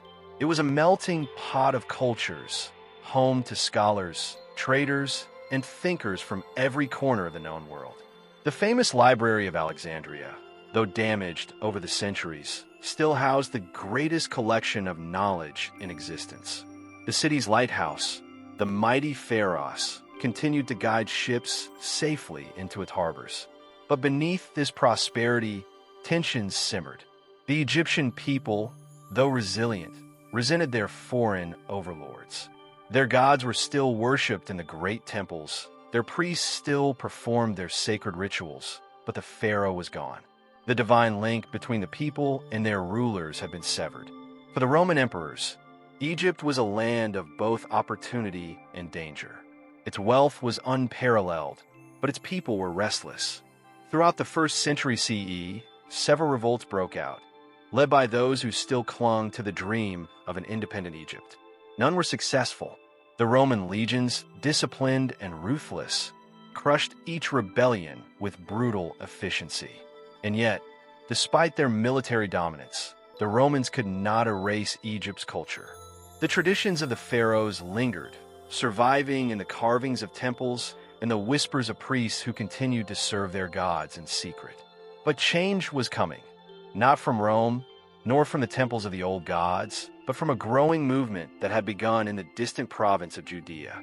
Christianity, once a small and persecuted sect, began to spread across the empire, and Egypt was no exception. Alexandria, with its mix of cultures and philosophies, became one of the religion's most important centers. At first, the new faith struggled to take root. The Egyptians had worshipped their gods for millennia, and the Greeks and Romans had their own pantheon of deities. But Christianity offered something different. It spoke not of kings and empires, but of salvation, of a kingdom beyond this world. It promised hope to the poor, the enslaved, and the oppressed, those who had suffered under Rome's rule. The Roman authorities, however, saw Christianity as a threat. They feared that this new religion, which refused to acknowledge the emperor as a god, would undermine their power. Persecution followed. Christians were arrested, tortured, and executed in horrific ways. Some were thrown to wild beasts in the arena, others were burned alive. But instead of extinguishing the faith, these brutal acts only strengthened it. The martyrs of Egypt became legends, their stories passed down in secret gatherings, whispered among those who longed for a world beyond Rome's tyranny. By the 3rd century CE, Christianity had taken deep root in Egypt.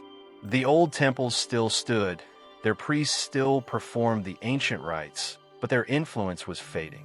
More and more Egyptians turned away from the gods of their ancestors and embraced the teachings of Christ.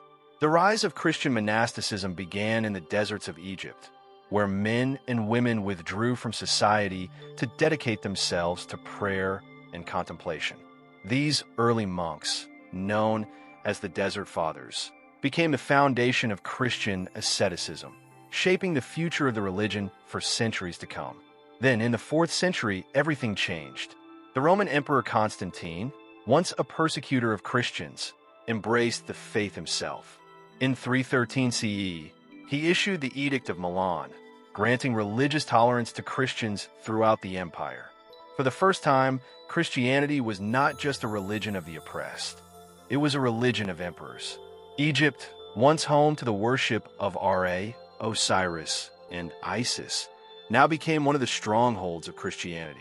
The temples of the old gods fell into ruin, their priests vanished, and the great statues of the pharaohs were left to the sands of time. The famous Library of Alexandria, once a beacon of knowledge, suffered irreversible damage as religious conflicts and political instability tore through the city. By the end of the 4th century, Egypt was no longer the land of the pharaohs. It was a Christian province of the Roman Empire, its ancient gods reduced to myths. The mighty civilization that had built the pyramids, written in hieroglyphs, and ruled the Nile for thousands of years had finally faded into history. And yet, even as Christianity reshaped Egypt, the echoes of the past could not be entirely silenced. The temples may have crumbled, the statues may have eroded, but the spirit of the ancient world remained. Egypt had survived conquerors before, and it would survive them again. But the age of the pharaohs was truly over. The land that had once worshipped living gods now bowed before a different power, one that came not from the Nile, but from the cross. The fall of Rome in the 5th century did not spell the end of the empire, but rather its transformation. The western half collapsed into chaos, swallowed by invading Germanic tribes, but the eastern half, centered in the great city of Constantinople, endured. This was the Byzantine Empire, a continuation of Rome, though different in many ways. And Egypt, once the jewel of the ancient world, now found itself under the rule of a new power. Though the emperors of Byzantium spoke Greek rather than Latin, their claim to Rome's legacy was absolute. To them, Egypt was not just a distant province. It was a vital lifeline, supplying grain to their ever-hungry capital. But Egypt under Byzantine rule was a land in turmoil. The great monuments of the pharaohs still stood, but the world they had ruled was long gone. Christianity, once persecuted under Rome, had now become the dominant force in Egyptian society. The temples of the old gods were abandoned, their statues defaced, their priests forgotten. The last remnants of the ancient religion struggled to survive, but they could not resist the tide of time. By the 6th century, the faith of the pharaohs had all but disappeared, its deities fading into legend. The new rulers of Egypt, though Christian, brought little relief to its people. The Byzantines governed with an iron grip, treating Egypt as a resource rather than a land of its own identity. Heavy taxes drained the wealth of its cities, and religious conflicts turned its streets into battlegrounds. The Christian world was not united. Different sects, each with their own interpretations of faith, vied for power. The Coptic Christians of Egypt, who had their own distinct beliefs, found themselves at odds with the imperial church of Byzantium. Persecution followed. Egyptian Christians, despite sharing the same faith as their rulers, were treated as heretics by the Byzantine authorities. They were harassed, imprisoned, and sometimes even executed for refusing to conform. The people of Egypt, once subjects of the pharaohs, then of Rome, now found themselves as outcasts within their own land. And so, resentment grew. The Egyptians did not love their Byzantine overlords, and when a new force emerged on the horizon, they did not rush to defend their rulers. The 7th century brought a storm that would change Egypt forever. From the deserts of Arabia, a new power had risen, the followers of a prophet named Muhammad. In a matter of decades, the Islamic armies had swept across the Middle East, conquering lands that had once been part of the mighty Persian and Byzantine empires. Their faith, Islam, was unlike anything Egypt had ever known. It was neither the polytheism of the pharaohs nor the divided Christianity of the Byzantines. It was something new, something that carried the promise of change. In 639 CE, the Arab general Amr ibn al-As led his forces into Egypt. The Byzantine governor, Cyrus of Alexandria, was unprepared for the invasion. The empire was already weakened, its armies stretched thin from endless wars with Persia. The Arabs, in contrast, were determined, disciplined, and unified in their purpose. City after city fell before them. The Egyptian people, exhausted by years of heavy taxation and religious persecution, did not rise in defense of their Byzantine masters. Many saw the Arab conquerors not as invaders, but as liberators. The decisive moment came in 641 CE with the fall of Alexandria. The great city, once the heart of Greek learning and culture, now changed hands once more. The last Byzantine forces retreated, and Egypt, after centuries of Roman and Greek rule, was no longer part of the empire. The Byzantine emperors would attempt to retake the land in the years that followed, but they would never succeed. The era of the pharaohs had long ended, but now the era of Roman rule was also over. With the Arab conquest came a new chapter in Egypt's history. Islam became the dominant force in the land. At first, the Arab rulers allowed Christianity to persist, recognizing the Copts as people of the book. They were given a special status, allowed to practice their faith, though taxed for their non-Muslim status.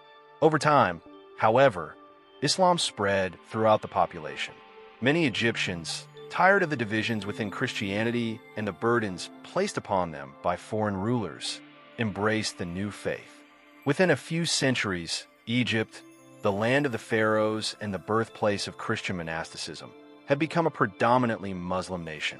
Yet, despite this transformation, Egypt's character remained unchanged. The Nile still flowed, bringing life to the land as it had for thousands of years. The Great Pyramid still stood, silent witnesses to the passage of time. The temples, though abandoned, still told the story of a civilization that had once ruled the world. And Alexandria, though no longer the center of Greek learning, became a hub of Islamic scholarship, preserving knowledge that would later influence the world. The Arab conquest did not erase Egypt's past. It simply added another layer to its long and complex history. The country had seen many rulers come and go, but through it all, it endured. The spirit of Egypt, shaped by its ancient traditions, remained strong. As the Byzantine Empire withdrew from Egypt, the land found itself under the rule of a new force, the Rashidun Caliphate. The conquest of Egypt in 641 CE was not just a military victory. It was a shift in the destiny of a civilization that had stood for millennia. For centuries, Egypt had been ruled by foreign empires: Persians, Greeks, Romans, and Byzantines. But now it was part of a rapidly expanding Islamic world. When Amr ibn al-As entered the great city of Alexandria, he found a place that was unlike any other in the newly conquered lands. It was a city of Greek philosophers, Christian scholars, and merchants from across the Mediterranean. It had been a beacon of knowledge for centuries, but its golden age was fading. The great library of Alexandria, once the heart of ancient wisdom, had been diminished long before the Arab conquest, plundered and neglected over generations of conflict. Now, the city was to become something new, an Islamic center linked not to Rome or Byzantium, but to the new rulers in Medina and later Damascus. Under Amr ibn al-As, Egypt's transition into the Islamic world was swift. He established the first Islamic capital at Fustat, near what is now modern Cairo. This city, built along the banks of the Nile, would become the heart of Arab Egypt. The first mosque in the country, the Mosque of Amr ibn al-As, was erected there, symbolizing the new faith that would take root in the land of the Pharaohs. Yet, while Egypt was now part of the Islamic Caliphate, it was not yet fully transformed. The majority of the population remained Christian, adhering to Coptic Christianity, and Arabic had not yet replaced Greek and Coptic as the dominant language. The new rulers, though foreign, did not immediately impose their ways. Instead, they sought stability. The old Byzantine system of administration was largely left intact, and Egyptian officials continued to govern under Arab oversight. The famous Nile tax, which had filled imperial coffers for centuries, was now paid to the Caliphate. But there was a difference. Egyptians who converted to Islam were exempt from the jizya tax, an incentive that, over time, would reshape the demographics of the country. For the first time in centuries, Egypt was no longer at the mercy of distant emperors who saw it merely as a source of grain. Instead, it was an integral part of an empire that stretched across Arabia, Persia, and North Africa.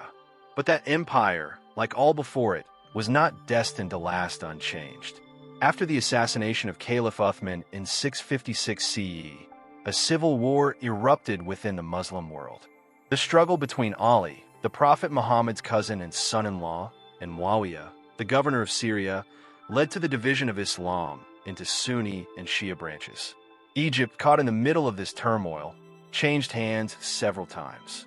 In 661 CE, when Muawiyah emerged victorious and established the Umayyad Caliphate, Egypt became a province of this new dynasty. The Umayyads ruled from Damascus, overseeing an empire that stretched from Spain to India.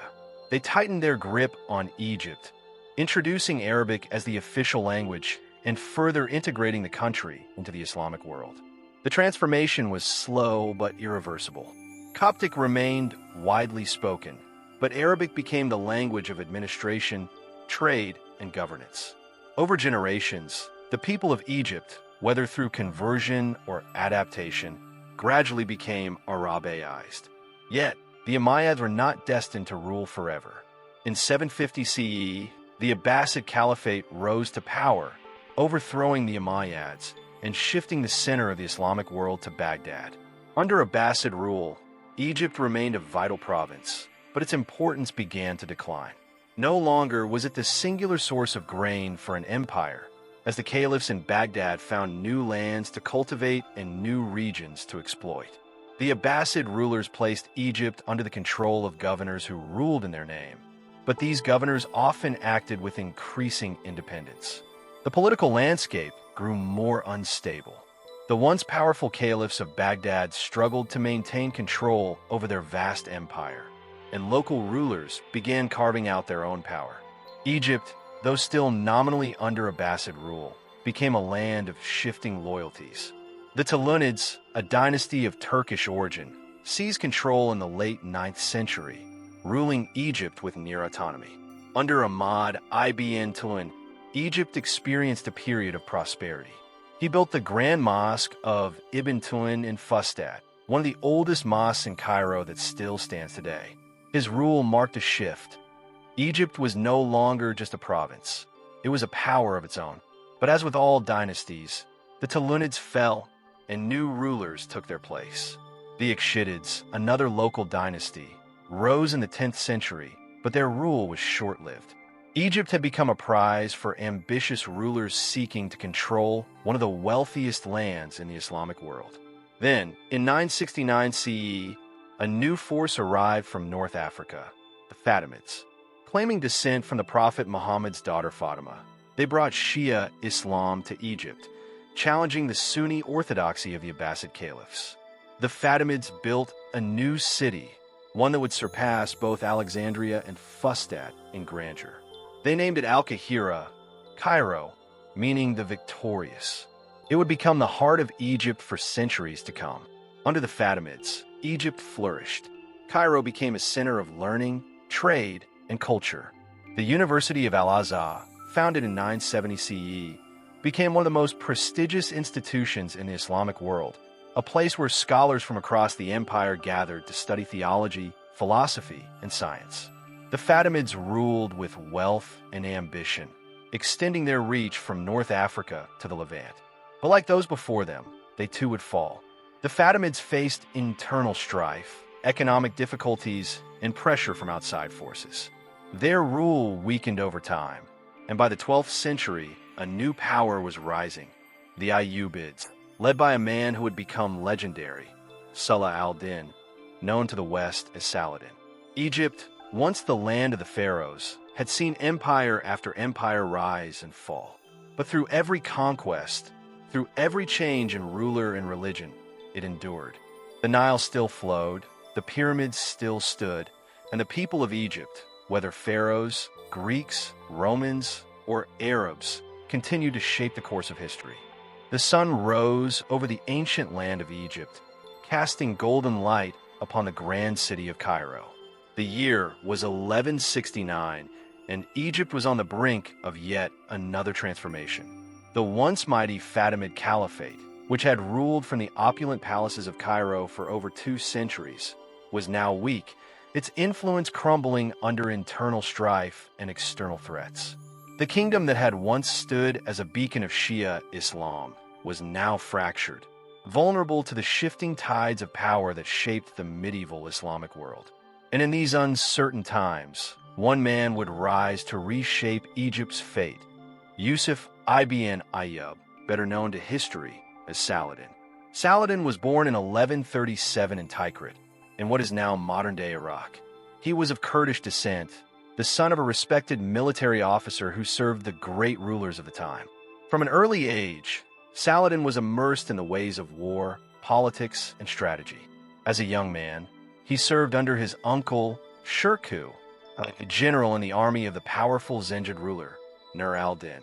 It was under Shirkuh's command that Saladin first arrived in Egypt, drawn into a struggle that would determine the future of the region.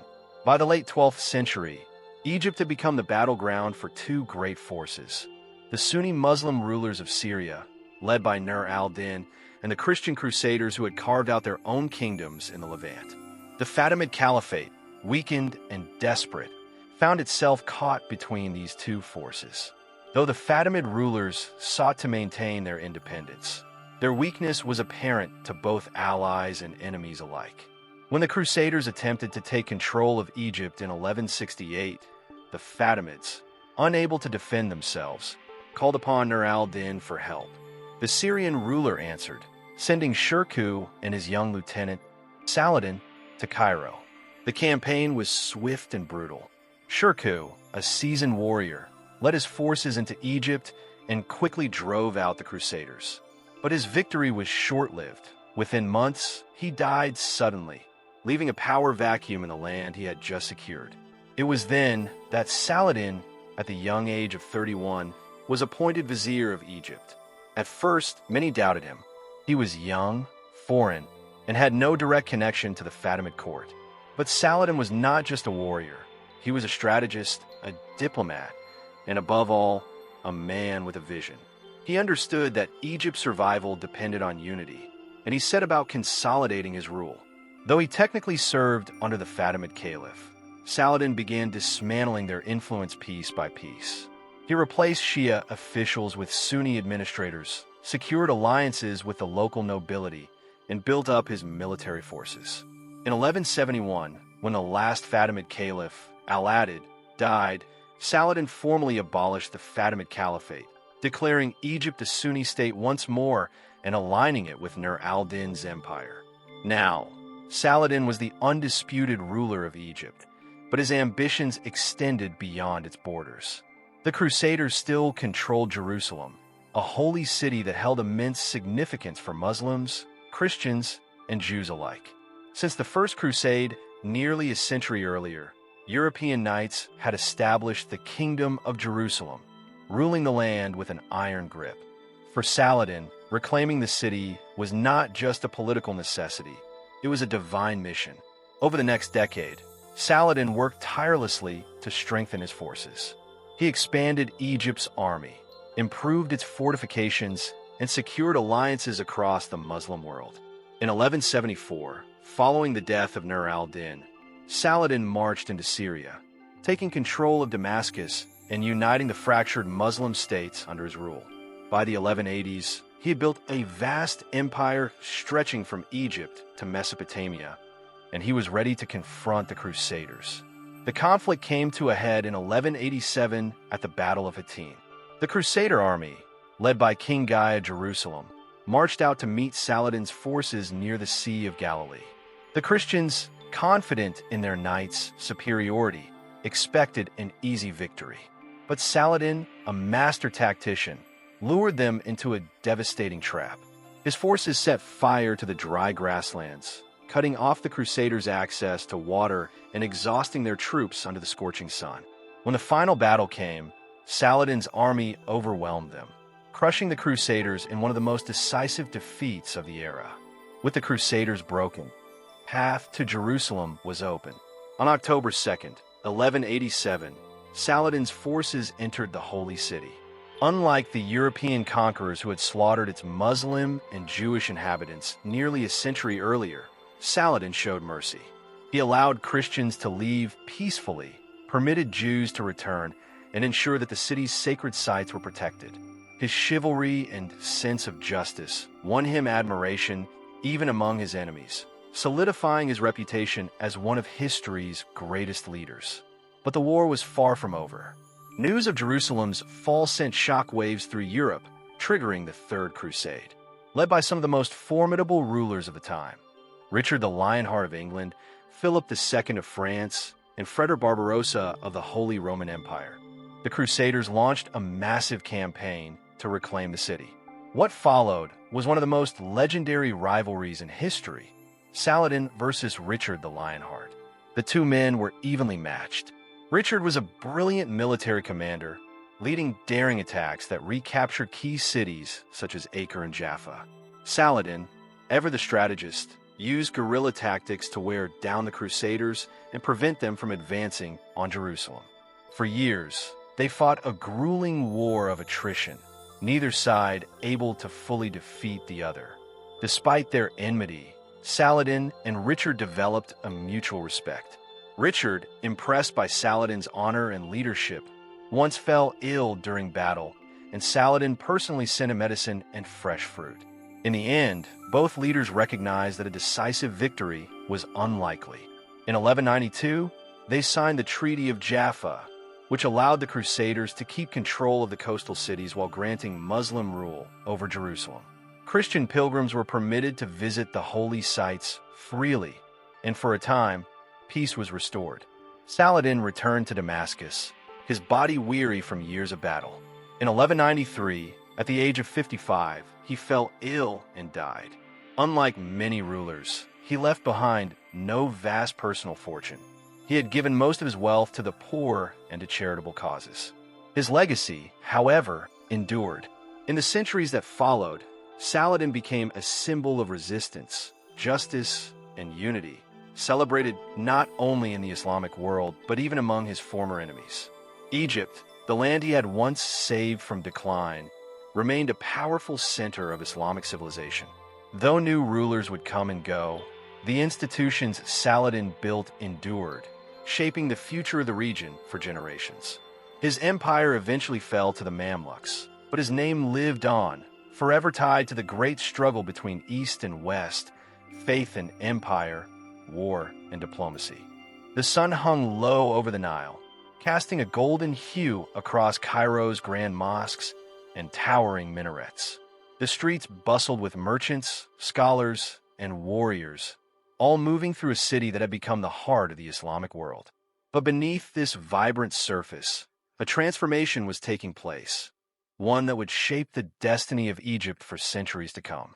The Ayyubid dynasty, founded by Saladin, had ruled for decades, but the true power in the land was shifting. A new force was rising, one born from the ranks of enslaved warriors trained for battle, fiercely loyal, and hardened by years of rigorous discipline. These warriors were the Mamluks. Their story began centuries earlier, in the distant lands of the Eurasian steppe and the Caucasus Mountains.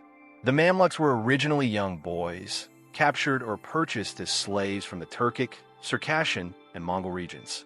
But unlike ordinary slaves, these boys were not destined for fields or menial labor. They were trained from childhood to be warriors, schooled in the art of swordsmanship, archery, and horseback combat. They lived by a strict code, bound not by birth, but by loyalty to their commanders and to one another. Through discipline, hardship, and relentless training, they became the fiercest soldiers in the Islamic world. By the 13th century, the Ayyubid rulers of Egypt had come to rely heavily on Mamluks as their personal guards and elite military units. Saladin himself had employed them, but it was his successors who expanded their influence. The Mamluks were given lands, privileges, and positions of authority within the army. They fought in the endless wars against Crusaders, Mongols, and rival Muslim factions, proving their worth time and time again. Yet as their power grew, so too did their ambition. They were no longer mere soldiers. They were the true enforcers of rule in Egypt.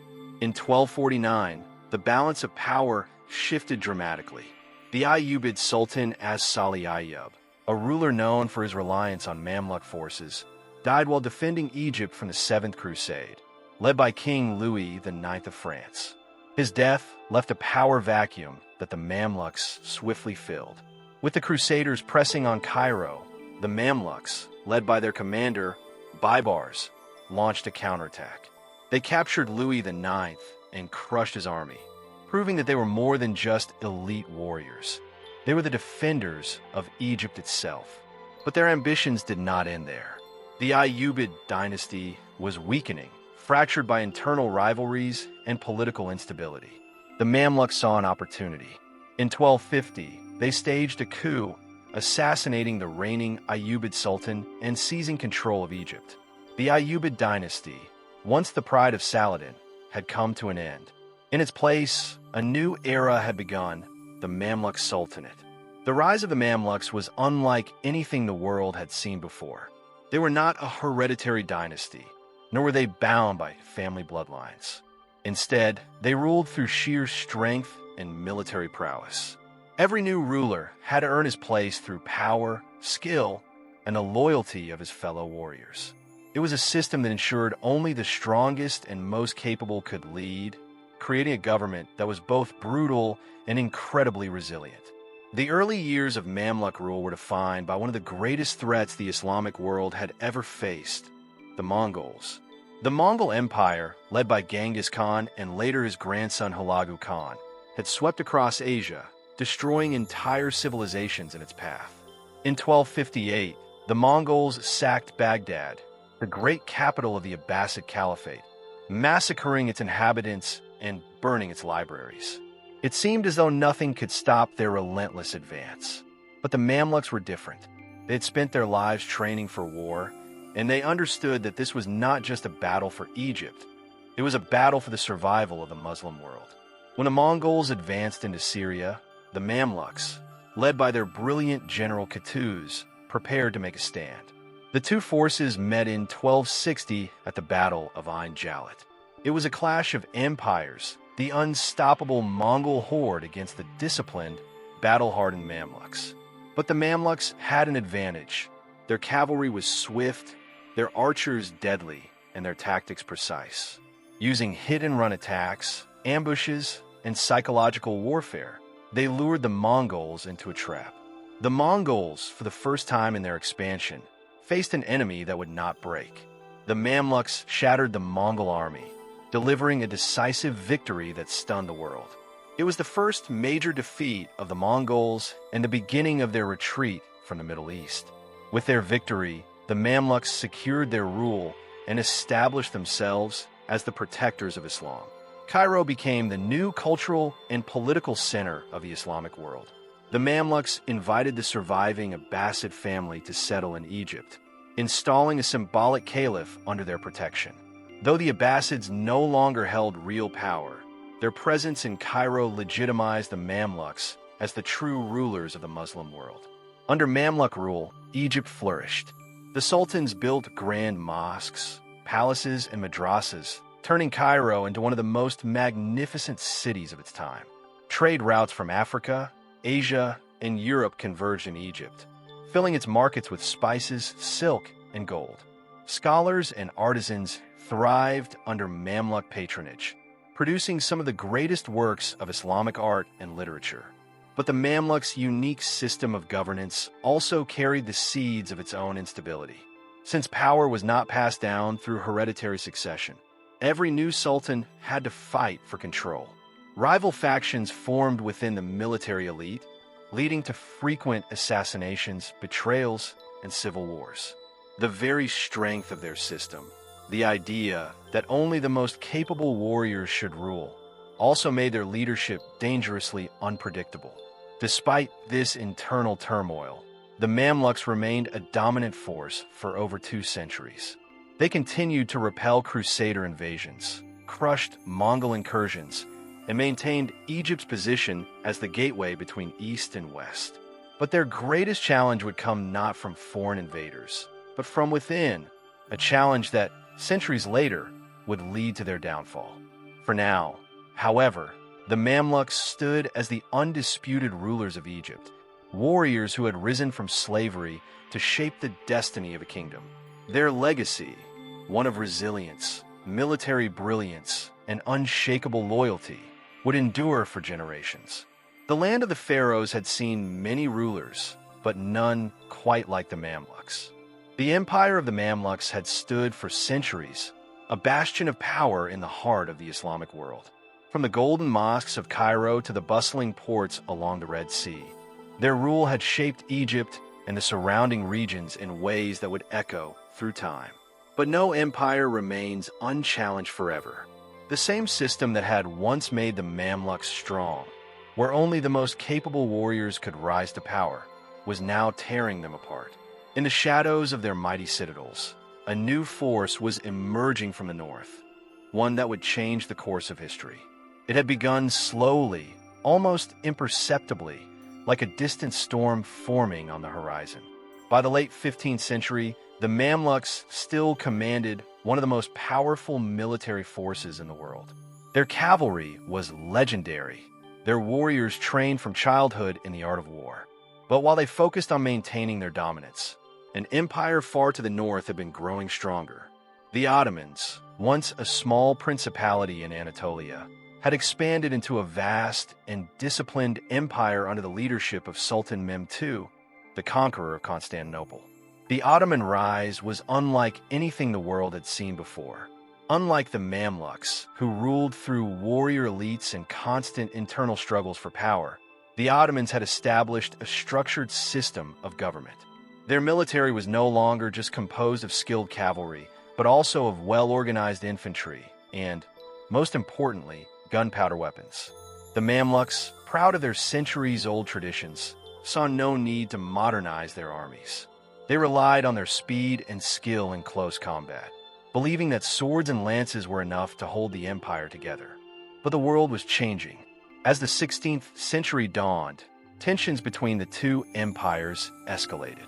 The Mamluks controlled key trade routes that connected the Mediterranean to the riches of the East. The Ottomans, expanding rapidly, sought to dominate these same routes.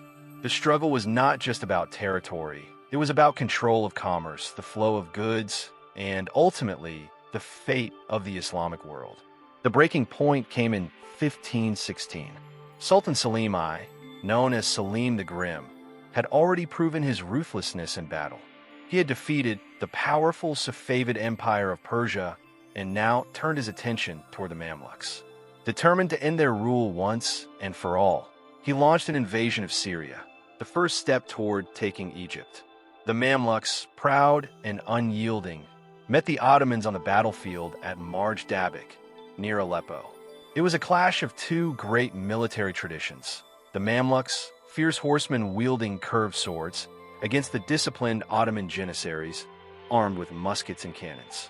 For centuries, the Mamluks had been unmatched in battle, their warriors the finest in the world. But now, against the power of gunpowder, their advantage was slipping away. The battle was devastating. The Ottoman cannons roared, tearing through Mamluk ranks with a force they had never encountered before. Their cavalry, once the terror of the battlefield, was cut down before they could even reach the enemy lines. Selim's forces crushed the Mamluk army, and their sultan, Kansa al-Ghuri, was killed in the chaos. The path to Egypt lay open. The Mamluks retreated south, desperate to regroup and defend Cairo. The Ottomans pursued relentlessly.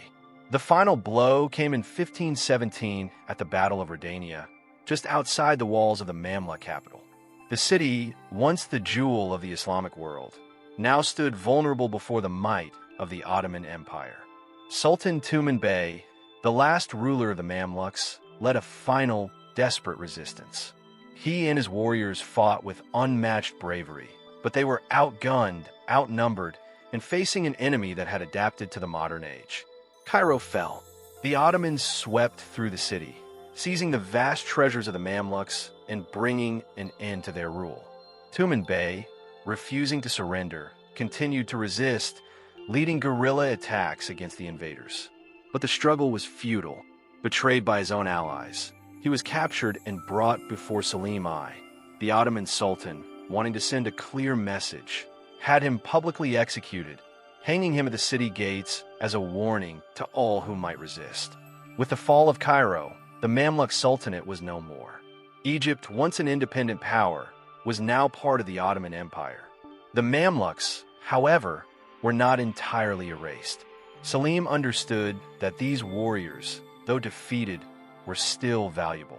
Rather than wiping them out, he integrated them into the Ottoman system, allowing them to serve as local governors and administrators under Ottoman rule. Though they would never again rule as sultans, the Mamluks remained a force in Egyptian society, their influence persisting long after their empire had crumbled. For Egypt, the transition marked the end of an era.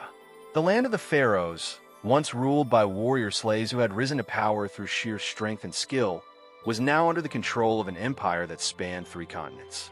Cairo, once the seat of power in the Islamic world, now answered to Istanbul. The golden age of the Mamluks was over, but their legacy would endure. Even under Ottoman rule, echoes of the Mamluks remained. Their architectural wonders still stood, their monuments casting long shadows over the streets of Cairo. Their traditions, their code of honor, and their influence on Egyptian culture would not be forgotten. And centuries later, when the Ottoman grip on Egypt weakened, it would be the descendants of the Mamluks who would rise once more, shaping the future of a land they had once ruled. The world had changed, and the Mamluks had fallen. But their story was not over. It would live on in history, a testament to a time when warriors, not kings, had ruled the Nile. With the fall of Cairo in 1517, the Ottoman banners fluttered over the city that had once been the heart of the Mamluk Sultanate. The streets, which had witnessed centuries of warrior rulers rising and falling, were now under the control of a new empire, one that stretched from the Balkans to Arabia, from Persia to North Africa. The world of the Mamluks had crumbled in a storm of gunpowder and Ottoman steel, but Egypt itself remained, its fate now intertwined with that of the ever-expanding Ottoman Empire. Sultan Selim I, having crushed the Mamluk forces, did not raise their legacy to the ground. He understood that Egypt was no ordinary province. It was the gateway between the Mediterranean and the riches of the East, a land steeped in ancient traditions and unparalleled wealth. Rather than ruling it directly, he devised a system that would maintain Ottoman dominance while preserving the administrative and military expertise of the Mamluks. This was not a complete conquest in the traditional sense. Rather, it was a strategic absorption of power. The Ottomans installed a governor, or wali, in Cairo, who ruled in the name of the Sultan in Istanbul. But beneath this thin veneer of Ottoman control, the remnants of the Mamluk elite still held considerable influence. Many former Mamluk emirs were allowed to retain their lands and positions, now answering to the Ottoman governor rather than a Mamluk sultan. This compromise allowed the Ottomans to avoid total resistance from the Egyptian elites while keeping the province stable. For the common people of Egypt, the shift in rulers was both subtle and profound. Daily life continued in the shadow of grand mosques and bustling markets, but there was a new authority to answer to. Taxes were now collected for Istanbul, and Egyptian merchants found themselves integrated into a vast economic network that spanned 3 continents.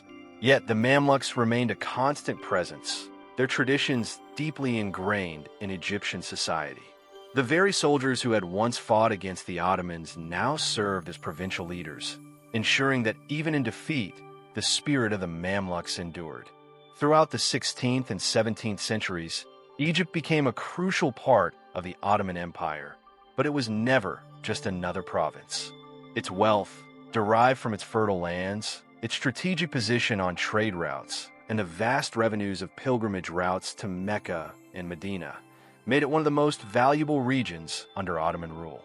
The Sultan in Istanbul relied heavily on the revenue from Egypt to finance his military campaigns, and so the province was watched carefully. However, over time, the balance of power began to shift. The Ottoman governors, appointed by the Sultan, were often temporary figures with little connection to Egypt itself. They ruled for a few years before being replaced, often focusing more on personal enrichment than on long-term governance.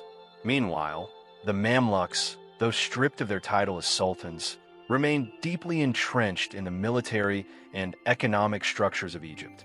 They controlled trade, agriculture, and local administration. Slowly but surely, they began to reassert themselves, operating in the shadows of the Ottoman administration. By the 17th century, a strange dynamic had developed in Egypt.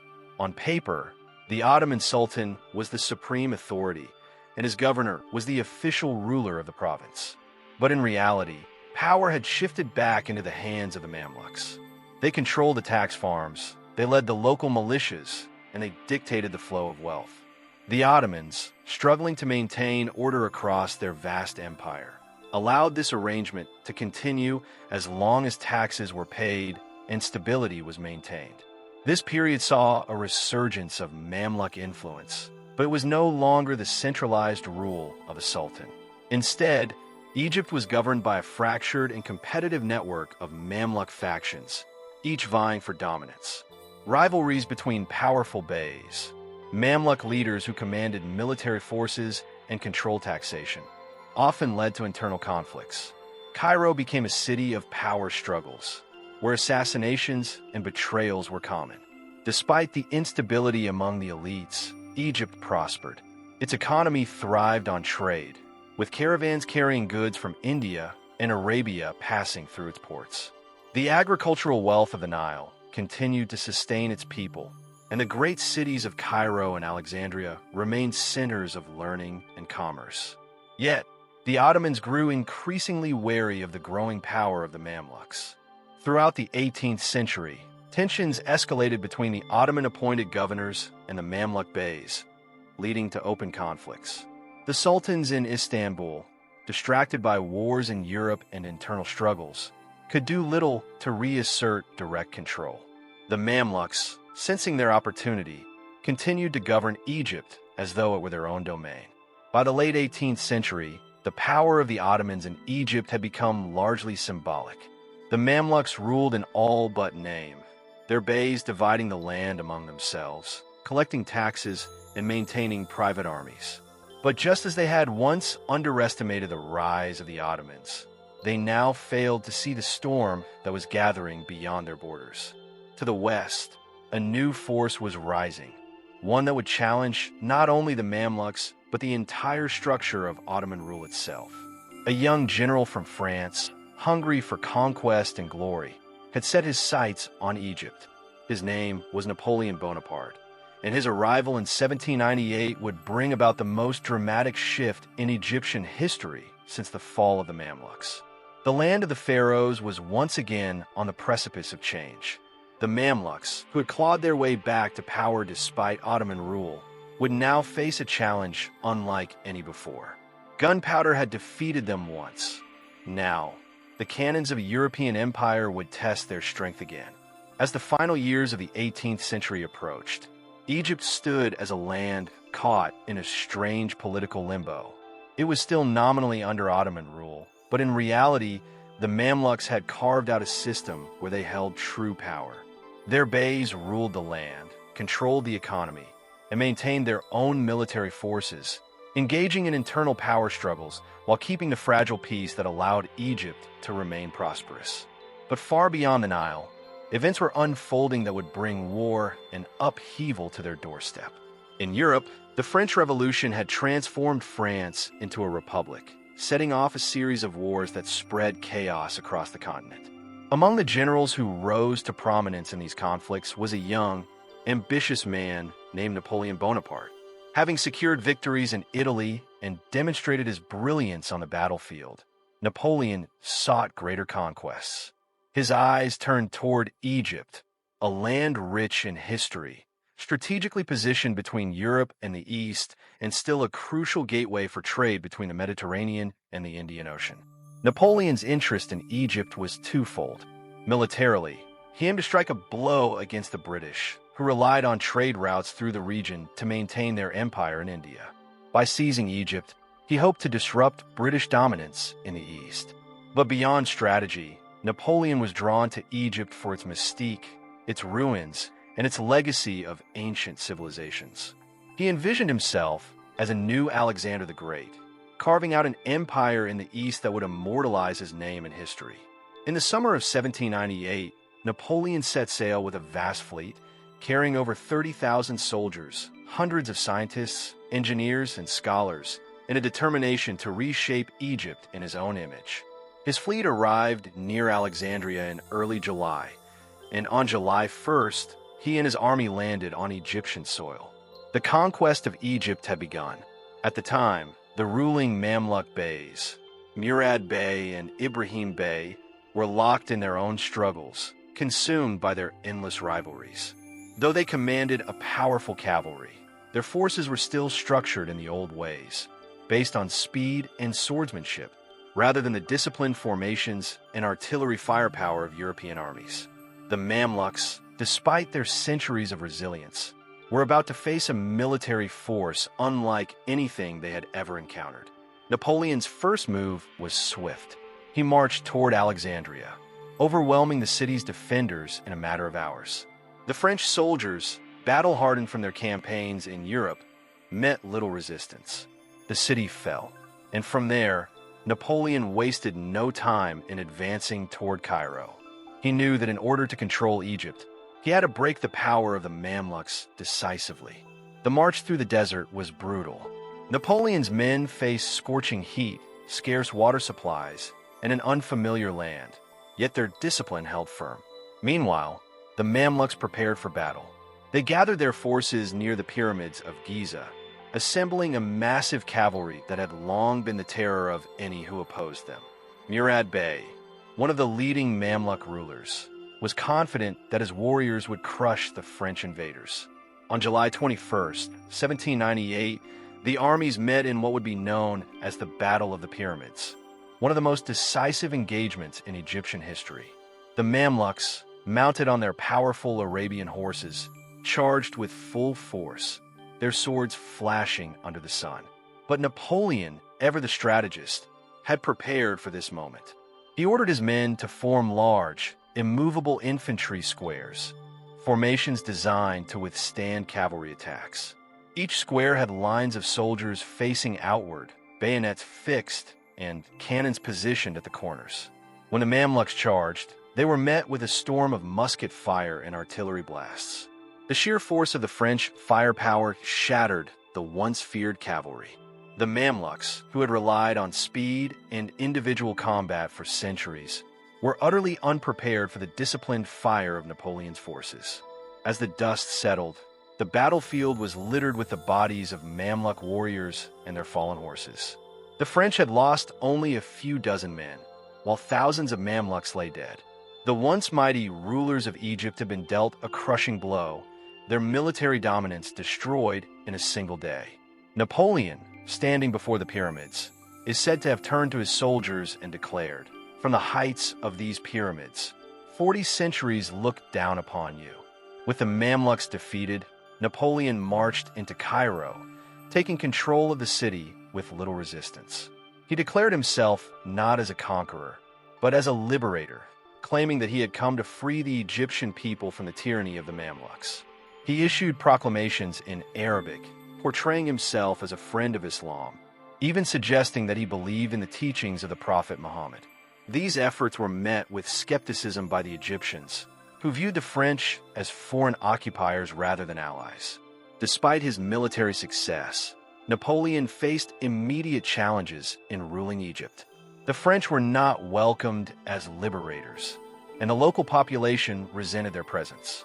Revolts broke out in Cairo, with Egyptian civilians rising against their new rulers.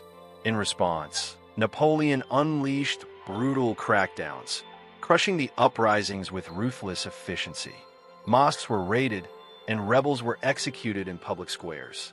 The dream of an easy rule over Egypt quickly dissolved into a struggle for control. Meanwhile, a new threat emerged on the horizon. The British, alarmed by Napoleon's invasion, sought to crush his ambitions. In August 1798, the British fleet under Admiral Horatio Nelson intercepted the French Navy at Abu Qir Bay in what would become the Battle of the Nile. The British, vastly outmaneuvering the French, annihilated Napoleon's fleet, leaving his army stranded in Egypt. With no way to return to France, Napoleon's situation grew dire. Though he continued to rule Egypt for a time, launching expeditions into Syria and attempting to expand his influence, the writing was on the wall.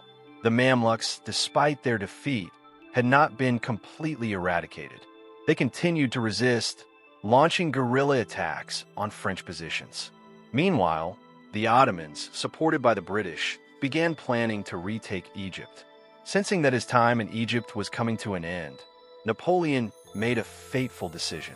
In 1799, he abruptly abandoned his army and secretly fled back to France, leaving his generals to manage the crumbling occupation. Without his leadership, the French presence in Egypt began to collapse. By 1801, the combined forces of the Ottomans and the British launched a campaign to drive out the French.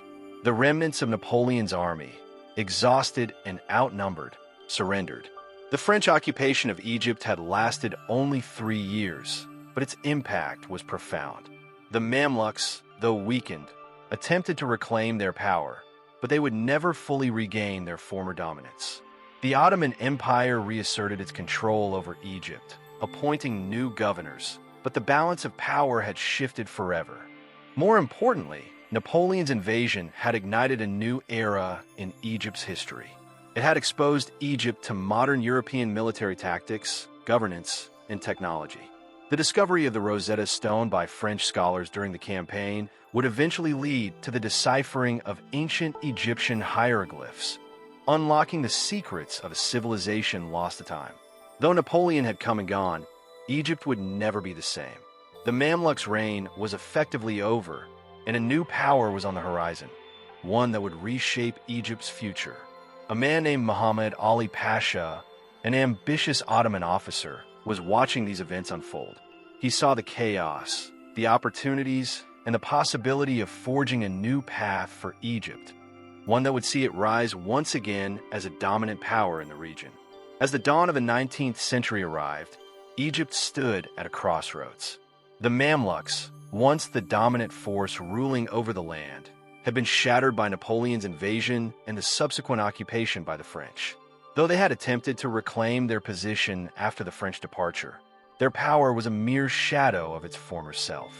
The Ottoman Empire, eager to reassert its authority, sent new administrators to govern Egypt, but the region remained unstable, plagued by political infighting and foreign interventions. It was within this chaotic landscape that a single man would rise to power and reshape Egypt's destiny forever. His name was Muhammad Ali Pasha. Born in 1769 in what is now Greece, Muhammad Ali was an officer in the Ottoman army who had been sent to Egypt as part of the Ottoman effort to drive out the French. But he was no ordinary soldier.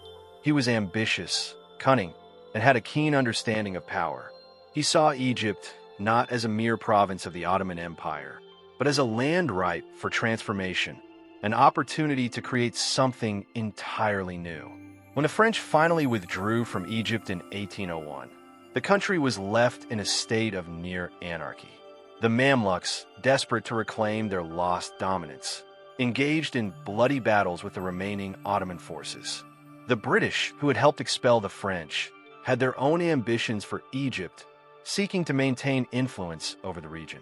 And the local Egyptian population, caught in the middle of these power struggles, suffered under the weight of instability. It was in this vacuum of power that Muhammad Ali began his ascent. At first, he played the role of a loyal Ottoman officer, maneuvering carefully among the factions vying for control. He won the trust of local Egyptians by presenting himself as a protector of their interests, positioning himself as an alternative to both the corrupt Mamluks and the ineffective Ottoman rulers. At the same time, he aligned himself with powerful tribal leaders, religious figures, and influential merchants, building a broad base of support.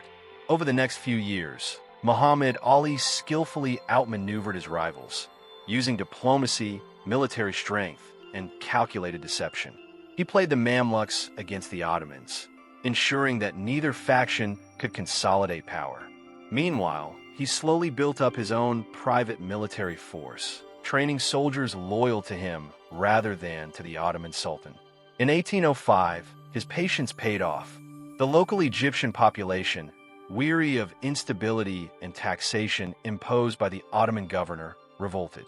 Sensing his moment, Muhammad Ali stepped forward as the only figure capable of restoring order.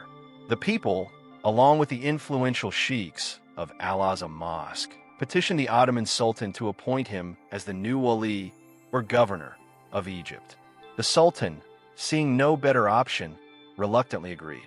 Muhammad Ali was now officially in power, but he had no intention of merely governing Egypt in the name of the Ottomans. He had far greater plans. The first and most pressing challenge he faced was the lingering presence of the Mamluks. Though weakened, they still controlled significant territories and posed a threat to his rule. He understood that as long as they existed, his position would never be secure. But he also knew that the Mamluks were not a force that could simply be defeated on the battlefield. They were too entrenched, too skilled in warfare. Instead, he devised one of the most ruthless and cunning strategies in Egyptian history. On March 1st, 1811, Muhammad Ali invited hundreds of Mamluk leaders to a grand banquet at the citadel of Cairo under the pretense of celebrating the departure of his troops for a military campaign against Arabia. The Mamluks, believing they were being honored, arrived dressed in their finest attire, unaware of the trap that had been set for them.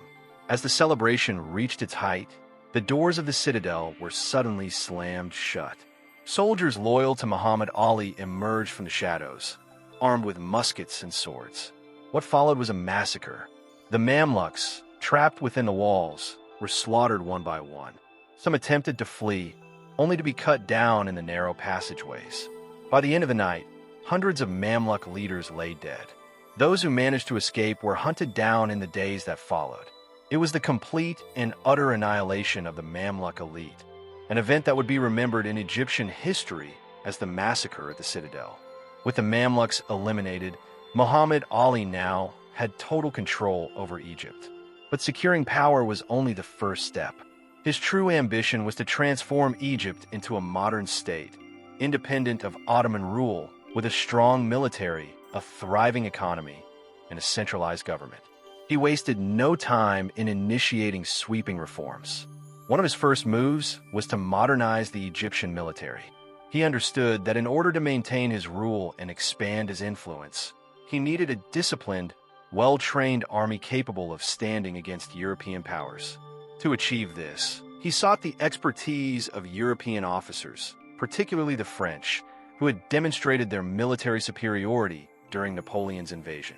He implemented a system of conscription, forcing Egyptian peasants to serve in the army, and introduced modern weapons, training techniques, and tactics. But Muhammad Ali's vision extended far beyond military strength. He launched massive agricultural reforms, introducing large-scale cotton cultivation as a cash crop. Recognizing the potential of Egypt's fertile land, he established state-controlled farms and irrigation projects to maximize production. Cotton soon became the backbone of Egypt's economy, supplying European textile mills and bringing wealth to the country. He also revolutionized industry and infrastructure, building factories, shipyards, and roads to support his growing economy. He encouraged the study of engineering and medicine, sending Egyptian students abroad to learn modern sciences. His goal was clear: to break Egypt's dependence on foreign powers and turn it into a self-sufficient, industrialized nation. Education, too, was a cornerstone of his reforms.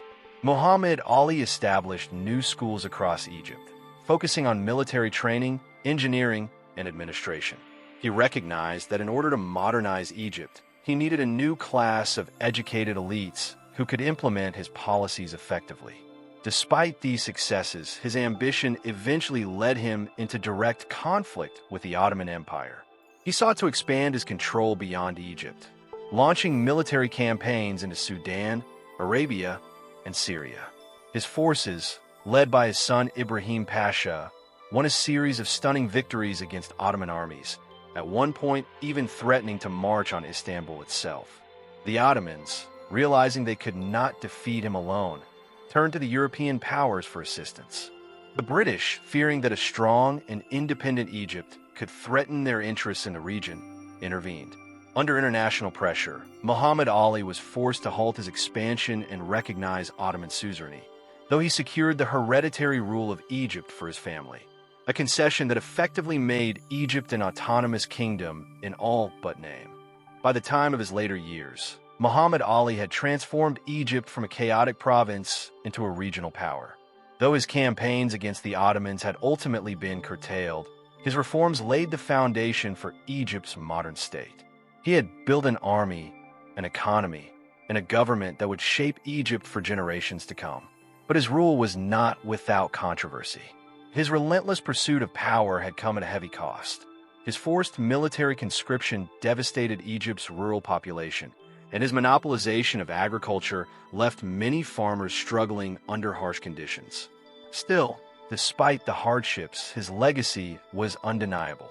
Muhammad Ali, the man who had arrived in Egypt as an Ottoman officer, died in 1849, leaving behind an Egypt vastly different from the one he had entered. His dynasty would continue to rule Egypt for more than a century, guiding the country through the challenges of colonialism, nationalism, and modernization.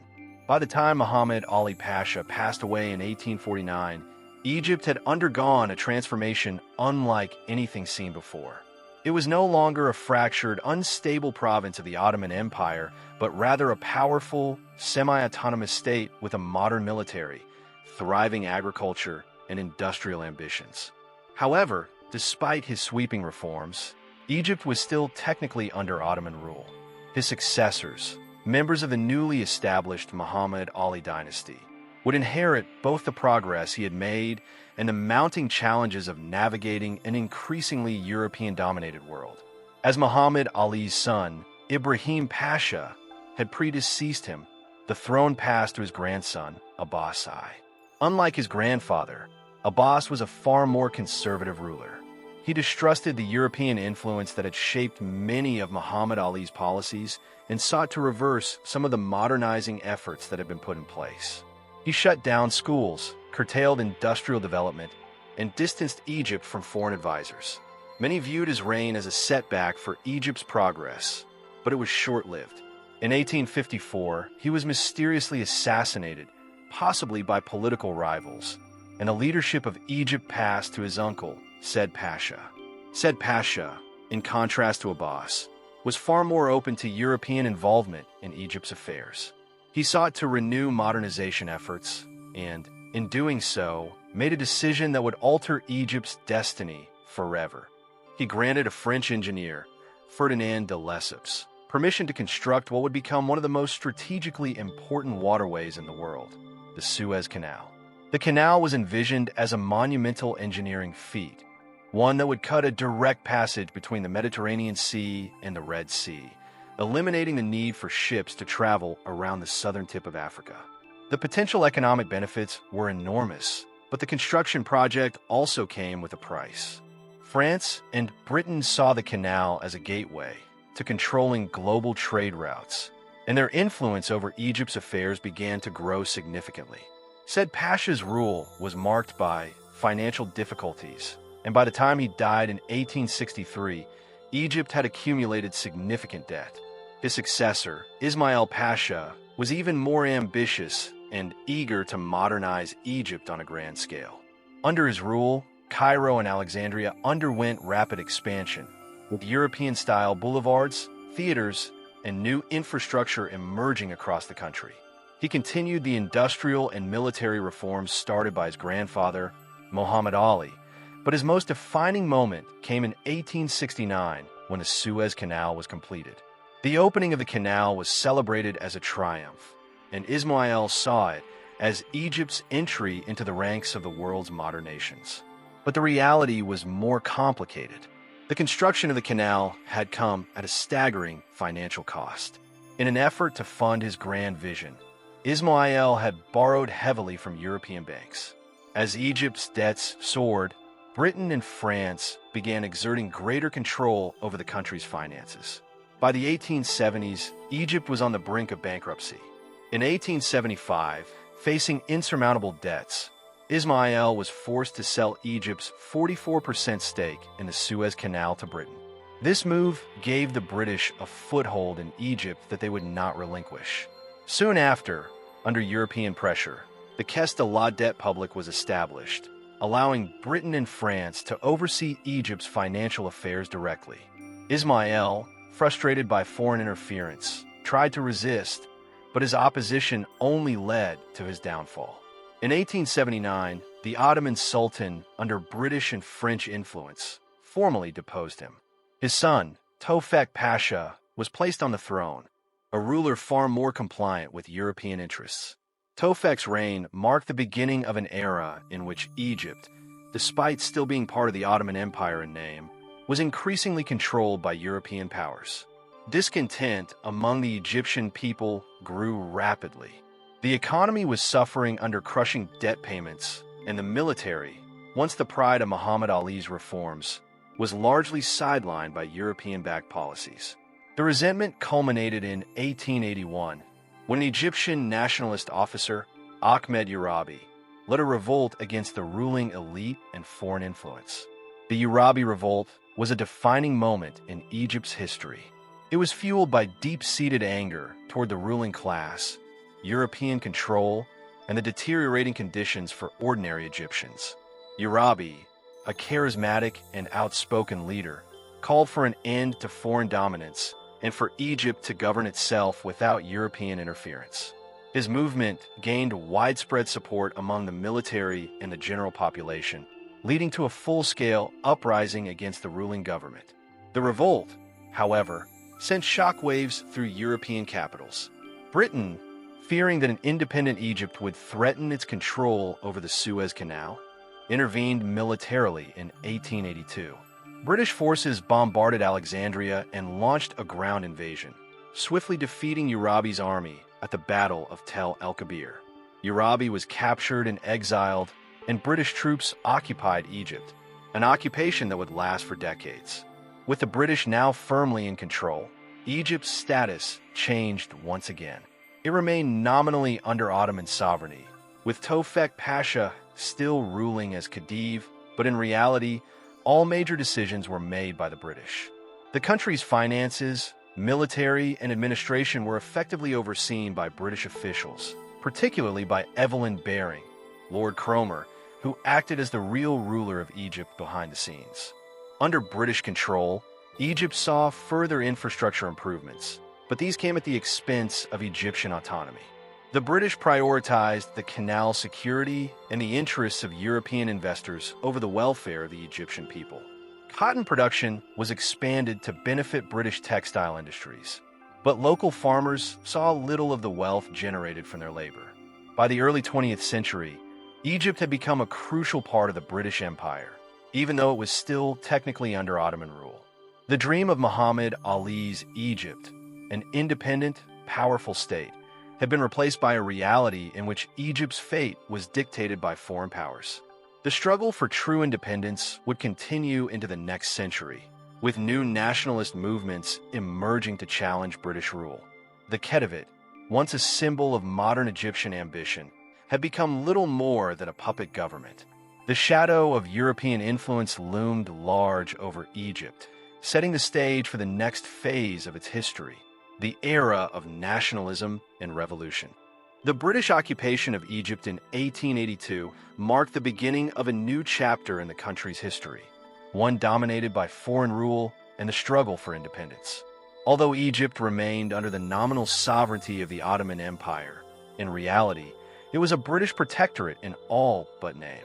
The Khedive, once the most powerful figure in the land, was reduced to little more than a puppet ruler, subject to the decisions of British administrators. And while infrastructure projects, irrigation systems, and railway expansions continued under British rule, these developments were not meant to benefit ordinary Egyptians, but rather to serve British economic and imperial interests. The resentment toward foreign control simmered beneath the surface, growing with each passing decade. By the turn of the 20th century, nationalism had taken root in Egypt. The younger generation, inspired by global movements for self-determination, began to openly challenge the British presence. Their grievances were many. High taxes, the exploitation of Egyptian resources, and the fact that Egyptians had little say in their own governance all fueled rising discontent. Many Egyptians, particularly those from the middle and lower classes, felt increasingly alienated from their own country, where decisions were made by foreign officials who cared little for their well-being. Despite this, the British tightened their grip on the country. Evelyn Baring, Lord Cromer, ruled Egypt with an iron hand, prioritizing British economic interests over Egyptian autonomy. His administration focused on improving the Egyptian economy only insofar as it benefited British trade and investments. The cotton industry, for instance, was expanded significantly under British oversight, but the wealth it generated went straight into British pockets, leaving Egyptian farmers struggling under heavy burdens. But British rule was not unchallenged. The seeds of Egyptian nationalism were sown in the early 1900s, particularly among the educated elite. Newspapers, political groups, and intellectuals began advocating for self-rule and an end to British domination. Among these voices was Mustafa Kemal, charismatic nationalist who believed that Egypt had the right to govern itself. Through speeches, articles, and public demonstrations, Kemal and his supporters mobilized Egyptians against the British occupation, arguing that Egypt was not a mere colony, but a nation with its own destiny. The growing movement reached a critical point during World War I. In 1914, with the Ottoman Empire joining the war on the side of Germany. Britain formally declared Egypt a protectorate, severing its official ties with the Ottomans.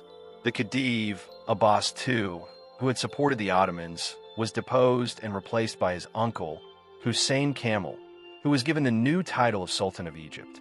This move angered many Egyptians, who saw it as yet another instance of foreign interference in their affairs. The war brought hardships to Egypt. The British exploited Egyptian resources, drafting thousands of Egyptian peasants into forced labor for their war efforts and seizing food supplies to feed their troops.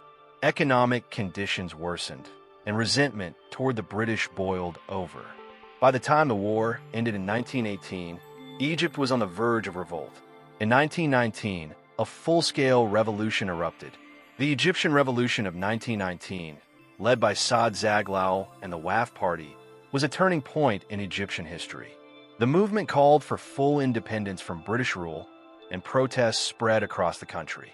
Students, workers, farmers, and intellectuals all joined hands, demanding an end to colonial control. The British responded with brutal force, arresting leaders, suppressing demonstrations, and imposing martial law. But the spirit of resistance could not be crushed. The revolution forced Britain to reconsider its policies in Egypt. Realizing that continued direct control was unsustainable, the British granted Egypt nominal independence in 1922, officially ending the Khedivate and transforming the country into the Kingdom of Egypt under King Fuad I. However, British influence remained strong. The Suez Canal, the military, and foreign policy were still controlled by Britain, leaving Egypt only partially free. The Khedivate of Egypt, which had once been the ambitious project of Muhammad Ali Pasha, was now history. In its place stood a modern Egyptian state, but the struggle for true sovereignty was far from over. The next chapter of Egypt's history would be marked by continued resistance, the rise of new political forces, and an ongoing battle to reclaim full control of its destiny. As the dust settled from the Egyptian Revolution of 1919, the British government faced the undeniable reality that their direct rule over Egypt was no longer sustainable. The demands for independence had reached a fever pitch, and the protests, strikes, and acts of defiance had proven that the Egyptian people would no longer accept foreign control without a fight. In 1922, under immense pressure, Britain officially declared Egypt an independent kingdom. For the first time in centuries, Egypt was no longer under the sovereignty of the Ottoman Empire or officially controlled by European power. But this independence was largely symbolic. The British still controlled Egypt's military, foreign policy, and, perhaps most crucially, the Suez Canal, the lifeline of the British Empire. King Fuad I, who had previously ruled as Sultan under British oversight, was now crowned the King of Egypt, but his power was limited. Real authority rested in the hands of the British, and Egypt's struggle for true sovereignty had only just begun. The new political landscape of Egypt was marked by an uneasy balance of power. The Wafd Party, the leading nationalist political group led by Saad Zaghloul, pushed for a constitutional monarchy, a system in which the king would share power with an elected parliament. They argued that Egypt's people, not foreign administrators or a single ruler, should decide the country's future. This demand led to the drafting of the 1923 Constitution, which established Egypt as a constitutional monarchy with a parliamentary system. However, King Fuad was reluctant to relinquish his control. He saw the Constitution as a direct challenge to his authority and frequently clashed with the Wafd Party, leading to political instability. The British, meanwhile, continued to manipulate Egyptian politics from behind the scenes, ensuring that their interests remained protected. Although Egypt had technically gained independence, British soldiers still occupied the country, and Egyptian leaders had little real say in foreign affairs. The 1930s saw continued tensions between the monarchy, the Wafd Party, and the British occupiers. The Egyptian people grew increasingly frustrated as they realized that independence had not truly freed them from foreign influence. King Fuad's death in 1936 and the ascension of his son, King Farouk, did little to change the situation. Though young and charismatic, Farouk was ill-prepared to handle the mounting political crises of his time. In 1936, the British and Egyptian governments signed the Anglo-Egyptian Treaty, which promised a gradual withdrawal of British troops from Egypt while allowing Britain to retain control over the Suez Canal. Many Egyptians saw the treaty as a step in the right direction, but others viewed it as another British tactic to maintain dominance. The canal remained one of the most strategically and economically valuable waterways in the world, and Britain was unwilling to give up its hold on it. As World War II broke out in 1939, Egypt found itself once again entangled in global conflict. Though officially neutral, Egypt's territory became a battleground for Allied and Axis forces, particularly in the North African Campaign. British forces reoccupied Egypt in full force, using it as a base for their war efforts against Germany and Italy. The Egyptian people, exhausted from years of foreign control, grew even more disillusioned with their monarchy, which seemed powerless in the face of British demands. The end of the war in 1945 did not bring the change many Egyptians had hoped for. Instead, corruption within King Farouk's government worsened, and dissatisfaction with British influence deepened. The post-war world saw the rise of nationalism across the Middle East, and Egypt was no exception. Young military officers, students, and intellectuals began demanding an end to both British occupation and the monarchy, calling for a true revolution that would put power in the hands of the Egyptian people. By the early 1950s, tensions had reached a breaking point. Protests against British rule intensified, with violent clashes between Egyptian nationalists and British troops. The situation reached a critical moment in 1952 when a group of young military officers, led by Gamal Abdel Nasser, decided that the time for change had come. The monarchy had failed to protect Egypt's interests, and the British had no intention of leaving. A new era was on the horizon, one that would reshape Egypt forever. By the early 1950s, Egypt had become a nation on the brink of transformation. Decades of British interference, a monarchy viewed as corrupt and ineffective, and a growing wave of Arab nationalism had set the stage for a dramatic upheaval. The people of Egypt had lost faith in King Farouk, whose extravagant lifestyle and perceived subservience to foreign powers made him deeply unpopular. At the same time, a new force was rising from within Egypt's military, a group of young officers who sought to rid the nation of its colonial chains and forge a new path forward. Among them was Gamal Abdel Nasser, a brilliant strategist and a charismatic leader who had witnessed firsthand the humiliation of Egypt's defeat in the 1948 Arab-Israeli War. To him and his fellow officers, Egypt's greatest problems stemmed from two sources: British control and the monarchy's failure to protect national interests. The time had come for a revolution, not just a political coup, but a complete transformation of Egyptian society. The plan was carefully orchestrated. On the night of July 22, 1952, the group known as the Free Officers Movement put their strategy into action. With precision and speed, they moved through Cairo, securing key locations such as government buildings, radio stations, and military bases. By the morning of July 23rd, the coup was nearly complete. The monarchy's forces, caught off guard and poorly coordinated, offered little resistance. The next day, the Free Officers, led by General Muhammad Naguib as their public figurehead, addressed the Egyptian people via radio. They announced that the corrupt monarchy had been effectively overthrown and that a new government would be established to serve the people. It was a moment of jubilation for many Egyptians who had long suffered under the weight of colonial rule and ineffective governance. King Farouk, realizing that he had lost control, attempted to negotiate. But the revolutionaries were firm. He would have to leave. On July 26, 1952, under the watchful eyes of Egyptian officers, Farouk boarded his yacht in Alexandria and sailed into exile. He would never return to Egypt. Though the coup had been bloodless, the work was far from over.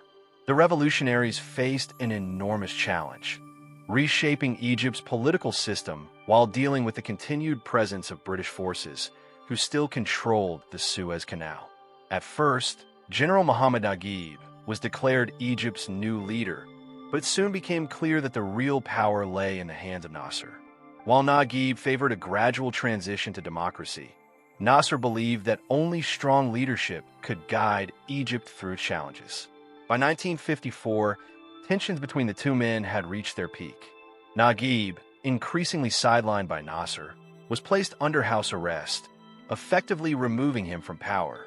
With Naguib gone, Nasser became the undisputed leader of Egypt, marking the beginning of his revolutionary rule. Nasser wasted no time in implementing his vision. He pushed forward land reforms, breaking up large estates and redistributing land to poor farmers. He sought to modernize Egypt, investing in infrastructure, education, and industry. Most significantly, he set his sights on removing British control of the Suez Canal, a symbol of Egypt's subjugation. But Egypt's revolution was not without its struggles. The country was deeply divided, with some factions pushing for Islamic governance, while others demanded a return to constitutional rule. Nasser, however, was determined to consolidate his power. In 1956, he formally abolished the monarchy and declared Egypt a republic, with himself as its first elected president. The revolution of 1952 had achieved its goal. The monarchy was gone, and Egypt was finally free of royal rule. But the challenges ahead were immense. Would Egypt's newfound independence bring prosperity, or would it face further struggles in its quest for self-determination? By the mid-1950s, Egypt was under the firm grip of Gamal Abdel Nasser, who had emerged as the dominant force following the 1952 revolution. The monarchy was gone, and the country had declared itself a republic. Yet Egypt was not truly independent. Not as long as the British-controlled Suez Canal remained a glaring symbol of foreign influence. The canal was not just a waterway. It was the lifeline of global trade, connecting Europe to Asia and providing Britain and France with enormous economic and strategic power. To Nasser, regaining control of the Suez Canal was not just about national pride. It was about Egypt's sovereignty. Tensions between Egypt and the Western powers had been building for years. Nasser had positioned himself as a leader of the Arab world, advocating for Pan-Arab unity and resisting Western interference. He had also angered Britain and the United States by establishing closer ties with the Soviet Union, from which he secured weapons and financial support. The West saw him as a dangerous nationalist, while Nasser saw them as the last vestiges of imperialism trying to hold onto their control over the Middle East. The final breaking point came in 1956. Nasser had ambitious plans to modernize Egypt, including the construction of the Aswan High Dam, a massive project that would control the flooding of the Nile and provide hydroelectric power. At first, the United States and Britain had agreed to help finance the dam, but as tensions with Nasser increased, they suddenly withdrew their funding. It was a direct blow to Nasser's vision, but he was not one to back down. On July 26, 1956, in a speech broadcast across the nation, Nasser made a bold declaration. Egypt would nationalize the Suez Canal. The announcement sent shockwaves across the world. The canal, previously owned by British and French shareholders, would now belong to Egypt. It was a move of defiance and strength, one that thrilled Egyptians but enraged the British and French governments. For Britain and France, this was not just an economic crisis. It was a humiliation. The Suez Canal was critical to their economies, especially Britain, which relied on it for oil shipments from the Middle East. They viewed Nasser as a threat, a leader who could inspire anti-colonial uprisings across Africa and Asia. They could not allow Egypt to get away with this. Behind closed doors, Britain and France devised a covert plan with Israel to take back the canal. Israel had its own reasons for opposing Nasser. He had been supplying arms to Palestinian fighters and was openly hostile toward the Jewish state. The three nations agreed on a strategy. Israel would invade Egypt, giving Britain and France a reason to intervene as peacekeepers and retake control of the canal. On October 29, 1956, the attack began. Israeli forces swept into the Sinai Peninsula, quickly advancing toward the canal. As planned, Britain and France issued an ultimatum, demanding that both Israel and Egypt withdraw. When Nasser refused, British and French forces launched airstrikes and sent troops to seize key positions along the canal. For a brief moment, it seemed like the Western powers would succeed in overthrowing Nasser's control. But they had not anticipated one crucial factor: global outrage. The invasion was seen as a blatant act of imperialism, a desperate attempt by old colonial powers to cling to their influence. The United States, under President Dwight D. Eisenhower, was furious. Eisenhower had not been informed of the invasion, and he feared that it would push the Arab world further toward the Soviet Union. Under intense pressure from the United Nations, the Soviet Union, and the United States, Britain and France were forced to back down. In a humiliating retreat, they withdrew their forces in December 1956. Israel, too, was pressured into pulling back. The Suez crisis had ended, but had changed the world forever. Nasser emerged as the undisputed hero of the Arab world. He had stood up to the West and won. His popularity soared, not just in Egypt, but across the Middle East and Africa. The Suez crisis was a turning point. It marked the decline of Britain and France as global superpowers and the rise of the United States and the Soviet Union as the dominant forces in world affairs. But while Nasser had won the battle, new challenges lay ahead. Egypt was now deeply aligned with the Soviet Union, and tensions with Israel remained high. The struggle for Egypt's independence was not over. It had only just begun. As the dust settled from the Suez crisis, Egypt had emerged victorious in the eyes of the world. Gamal Abdel Nasser, once a revolutionary officer with a vision, was now the face of Arab nationalism. He had humiliated the old colonial powers, proving that the days of European dominance over the Middle East were numbered. His name echoed across the Arab world as a leader who had defied the West and won. But victory in one battle did not mean the war was over. If anything, Nasser's ambitions only grew. He was no longer just the president of Egypt. He saw himself as the leader of a united Arab world, free from Western control, proud of its heritage, and standing strong on the world stage. Pan-Arabism had long been a dream among many Arab intellectuals and leaders, but Nasser took it further than anyone before him. He envisioned a powerful, socialist Arab state that would unite the region under a single banner, stretching from the Atlantic Ocean to the Persian Gulf. He called it Arab unity, and to millions across the region, it was an inspiring vision.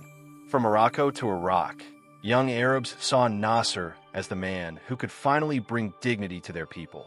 His speeches were broadcast on Radio Cairo, reaching deep into the hearts of people in Libya, Syria, Yemen, and beyond. To them, Nasser was more than a politician. He was a symbol of hope, a leader who could restore the Arab world's lost glory. But Nasser's dream of unity was not just about speeches and inspiration. He wanted action. The first step toward his vision came in 1958, when Egypt and Syria merged into a single country, the United Arab Republic, UAR. It was an unprecedented move. Two independent nations had agreed to dissolve their borders, their governments, and their individual identities to create a single Arab state. Nasser was its undisputed leader. For a moment, it seemed like the dream was becoming reality. The streets of Cairo and Damascus were filled with celebrations, and Pan-Arabists across the region felt that history was finally moving in their favor. The UAR was supposed to be the first step in a grand unification, with Iraq, Libya, Sudan, and even Saudi Arabia rumored to be considering joining. But uniting nations was not as simple as uniting ideologies. Soon, cracks began to appear in the foundation of the UAR. While Egyptians saw themselves as the heart of the Union, Syrians began to feel like second-class citizens in their own country. Cairo dictated policies, Egyptian officers filled Syrian government positions, and resentment grew. By 1961, the Union collapsed as Syrian military officers staged a coup and pulled their country out of the UAR. Nasser was devastated. He had seen the UAR as the start of something much greater, but it had ended in failure. The dream of a single, united Arab state had suffered its first major setback. Yet, Nasser did not abandon Pan-Arabism. If he could not unite the Arab world under one flag, he would at least position Egypt as its undisputed leader. He pushed forward with socialist reforms, nationalizing industries, redistributing land, and expanding social services. To his supporters, he was building a strong, independent Arab economy that no longer relied on Western colonial powers. But not everyone was on board with his vision. His economic policies alienated the Egyptian elite, many of whom had ties to the old monarchy and European investors. Landowners lost their estates, business leaders saw their companies seized, and conservative religious figures viewed Nasser's secular socialism as a direct attack on Islam. The once divided Egyptian Muslim Brotherhood, which had supported Nasser in the revolution, turned against him. They accused him of leading Egypt away from its Islamic identity, and soon, attempts were made on his life. Nasser responded with an iron fist. He cracked down on opposition, jailing thousands of Muslim Brotherhood members, shutting down newspapers critical of his government, and strengthening his grip on power. He justified his actions by arguing that Egypt needed stability to achieve its greater goals. But his rule was beginning to resemble the dictatorship he had once fought against. At the same time, tensions with Israel continued to grow. The bitter legacy of the 1948 Arab-Israeli War had never faded, and Egypt's military was preparing for the next confrontation. In 1967, the situation escalated. Nasser, confident in Egypt's strength and believing that Arab unity was within reach, took a bold and risky step. He ordered the closure of the Straits of Tiran, blocking Israel's access to the Red Sea. It was a direct provocation, and Israel did not hesitate to respond. On June 5, 1967, Israel launched a devastating preemptive strike, wiping out Egypt's air force within hours. What followed was a crushing defeat for Nasser. In just 6 days, Israel had seized the Sinai Peninsula, the West Bank, Gaza, and the Golan Heights. It was one of the most humiliating losses in Arab history. Nasser, the once invincible leader, was left shattered. The man who had humiliated Britain and France had now been humiliated himself. In a televised address, he took responsibility for the defeat and announced his resignation. But the Egyptian people refused to let him go. Within hours, millions flooded the streets, begging him to stay. Despite the loss, Nasser was still the only leader they trusted. Moved by the overwhelming support, he reversed his decision and remained in power. Yet, the defeat had changed him. His confidence was shaken, his dream of Arab unity seemed further away than ever, and his health was deteriorating. The stress of leadership, constant pressure, and heavy smoking took a toll on his body. On September 28, 1970, at the age of 52, Gamal Abdel Nasser suffered a heart attack and died. His funeral was one of the largest in history. Millions of Egyptians wept in the streets, and the Arab world mourned the loss of a leader who had dared to dream of a powerful, independent Arab nation. Some saw him as a hero, others as a flawed dictator, but no one could deny that he had changed the course of history forever. With the death of Gamal Abdel Nasser, Egypt stood at a crossroads. The man who had embodied Arab nationalism, who had fought against colonial rule, and who had dared to challenge the world's superpowers was gone. The streets of Cairo were filled with grief as millions of Egyptians mourned their fallen leader. But the nation could not pause for too long. A new leader had to take the reins, and the man who stepped forward was Anwar Sadat. Sadat had been a close ally of Nasser, a trusted figure within the free officers movement that had overthrown the monarchy. But while he had been by Nasser's side for years, many saw him as a weaker figure, a man who lacked the charisma and bold vision of his predecessor.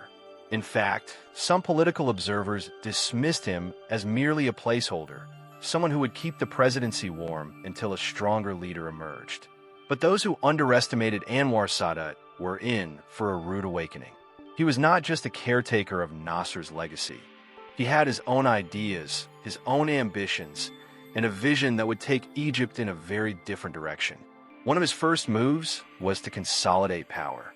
Egypt's political landscape was filled with factions, loyalists to Nasser, military officers, socialists, Islamists, and remnants of the old monarchy's elite, all vying for influence. Sadat knew he had to act fast if he wanted to stay in control.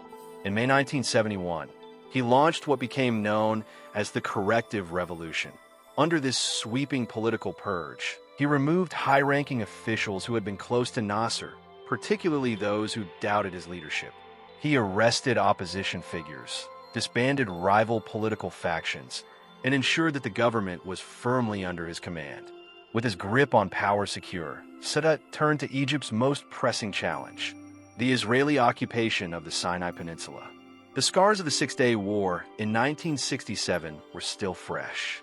Israel had humiliated Egypt, seizing not only Sinai, but also the West Bank, Gaza Strip, and Golan Heights. The defeat had shattered Arab confidence and left Egypt desperate for revenge. Sadat knew that reclaiming Sinai would define his presidency. But he also understood something Nasser had failed to grasp. Egypt could not defeat Israel alone. He shifted his foreign policy, forging new alliances that could tilt the balance in Egypt's favor. He strengthened ties with the Soviet Union, securing more advanced weapons and military training. But he also opened secret back channels with the United States, realizing that American influence over Israel could be a key factor in negotiations. However, diplomacy alone would not be enough. Egypt needed a military victory, something to restore its pride and bargaining power. And so, Sadat, along with Syria's President Hafez al-Assad, began secretly planning a war that would change the region's history. The plan was bold and audacious. On October 6, 1973, during Yom Kippur, the holiest day in the Jewish calendar, Egypt and Syria launched a coordinated surprise attack on Israel. The Egyptian army stormed across the Suez Canal, overwhelming Israeli defenses and capturing strategic positions in Sinai. At the same time, Syrian forces launched a fierce offensive in the Golan Heights. For the first time since 1948, Israel was caught off guard. The Israeli military, which had been seen as invincible since the Six-Day War, suffered heavy losses in the initial days of the war. Egyptian troops used advanced Soviet-made surface-to-air missiles to neutralize Israel's air superiority, making it difficult for the Israeli Air Force to strike back effectively. The Arab world erupted in celebration. In Cairo, Damascus, and across the Middle East, people flooded the streets, convinced that this was the war that would finally liberate Arab lands. But the initial success did not last. Israel, with its powerful military and unwavering determination, quickly regrouped. Within days, Israeli forces counterattacked, pushing deep into Syrian and Egyptian territory. The tide of war had turned. In Sinai, Israeli forces crossed the Suez Canal, encircling the Egyptian Third Army. In the north, they pushed back the Syrians, threatening the very heart of Damascus. The war that had started as an Egyptian victory was now spiraling into a disaster. As the conflict escalated, the world took notice.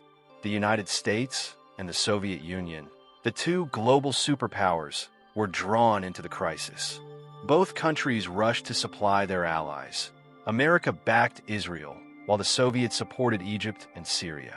Tensions rose to dangerous levels, bringing the world closer to nuclear confrontation than ever before since the Cuban Missile Crisis. Fearing a full-scale global war, the United Nations intervened, pushing for an immediate ceasefire. On October 25, 1973, after weeks of intense fighting, the Yom Kippur War finally came to an end. On the battlefield, Israel had the upper hand, having pushed into Egyptian and Syrian territory. But politically, Egypt had won a significant victory. The war shattered the myth of Israeli invincibility and forced the world to acknowledge that the Palestinian and Arab struggle could no longer be ignored. Sadat, despite the losses, emerged stronger than ever. He had done what Nasser could not.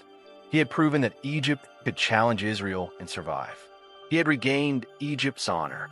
With the war over, a new phase began, one that would shape the Middle East for decades to come. Sadat saw that Egypt's future lay not in endless wars but in diplomacy. He had waged war to create leverage, and now he would use that leverage to negotiate peace. The Yom Kippur War had ended, but its consequences would ripple through history for years to come. For Anwar Sadat, The war was not just about reclaiming land. It was about reshaping Egypt's position on the world stage. He had restored a sense of dignity to the Egyptian people, proving that they could challenge Israel and survive. But he also understood something that many of his predecessors had failed to grasp. War alone would never bring lasting security.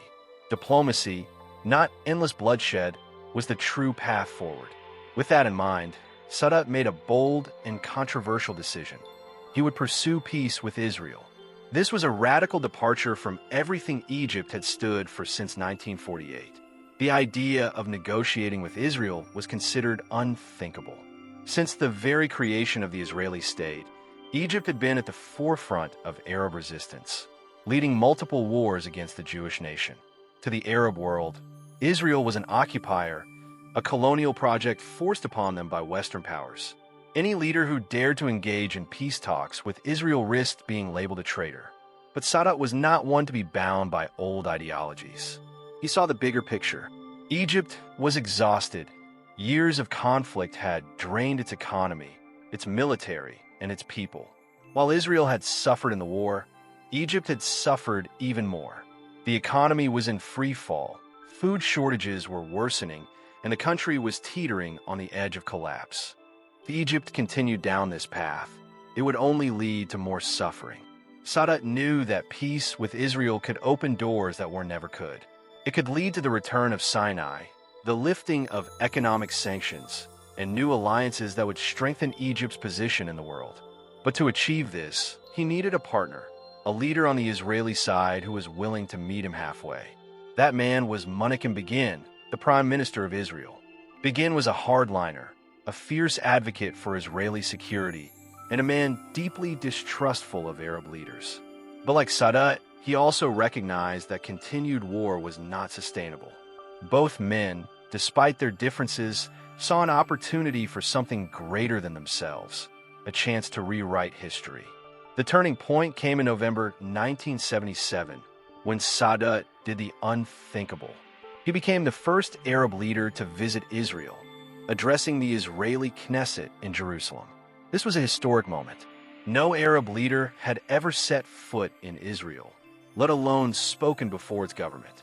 The world watched in shock as Sadat stood before the Israeli parliament, calling for peace. He spoke of the pain of war, the suffering of both peoples, and the need for a new beginning. His words resonated, not just in Israel but across the world.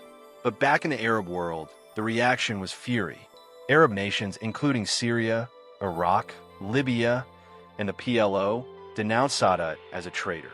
They saw his visit as a betrayal of the Palestinian cause, an abandonment of the struggle against Israeli occupation.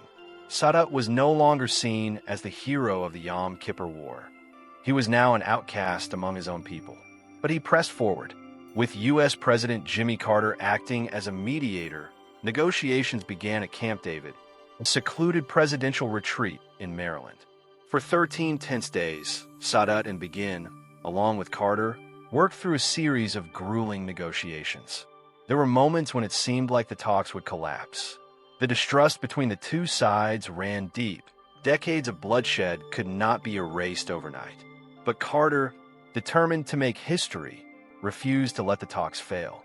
He pushed both leaders to compromise, reminding them that peace was not just about politics. It was about the future of their people. Finally, on September 17, 1978, after nearly 2 weeks of intense negotiations, the Camp David Accords were signed. The agreement outlined a framework for peace between Egypt and Israel, paving the way for the return of the Sinai Peninsula to Egypt in exchange for Egypt recognizing Israel's right to exist. It also laid the foundation for future negotiations regarding Palestinian autonomy, though that part of the agreement would remain a contentious issue for years to come. The signing of the Accords was a watershed moment in Middle Eastern history. For the first time, an Arab nation had officially recognized Israel. The world celebrated what seemed to be a new era of peace. But back home, Sadat faced intense backlash. Arab nations, outraged by the deal, cut diplomatic ties with Egypt. The Arab League expelled Egypt, and its capital was moved from Cairo to Tunis as a sign of protest. In the eyes of many Arabs, Sadat had betrayed the Palestinian cause, signing a deal that served Egypt's interests while leaving the Palestinians to fend for themselves. The anger was not limited to foreign nations. Within Egypt, Sadat's popularity began to wane. While many Egyptians were relieved to see an end to war, others saw the peace deal as selling out to the West. Radical Islamist groups, angered by his policies, began plotting against him. But Sadat did not waver. He embraced Egypt's new direction, shifting the country away from its Soviet alliances and toward the United States. He opened Egypt's economy, inviting Western investment and attempting to modernize the nation. The U.S., in return, rewarded Egypt with billions of dollars in aid, strengthening its economy and military. Yet despite these changes, the shadow of political unrest loomed over Sadat. His policies had alienated powerful groups, socialists who resented his economic reforms, Islamists who saw him as a Western puppet, and nationalists who believed he had abandoned the Arab cause.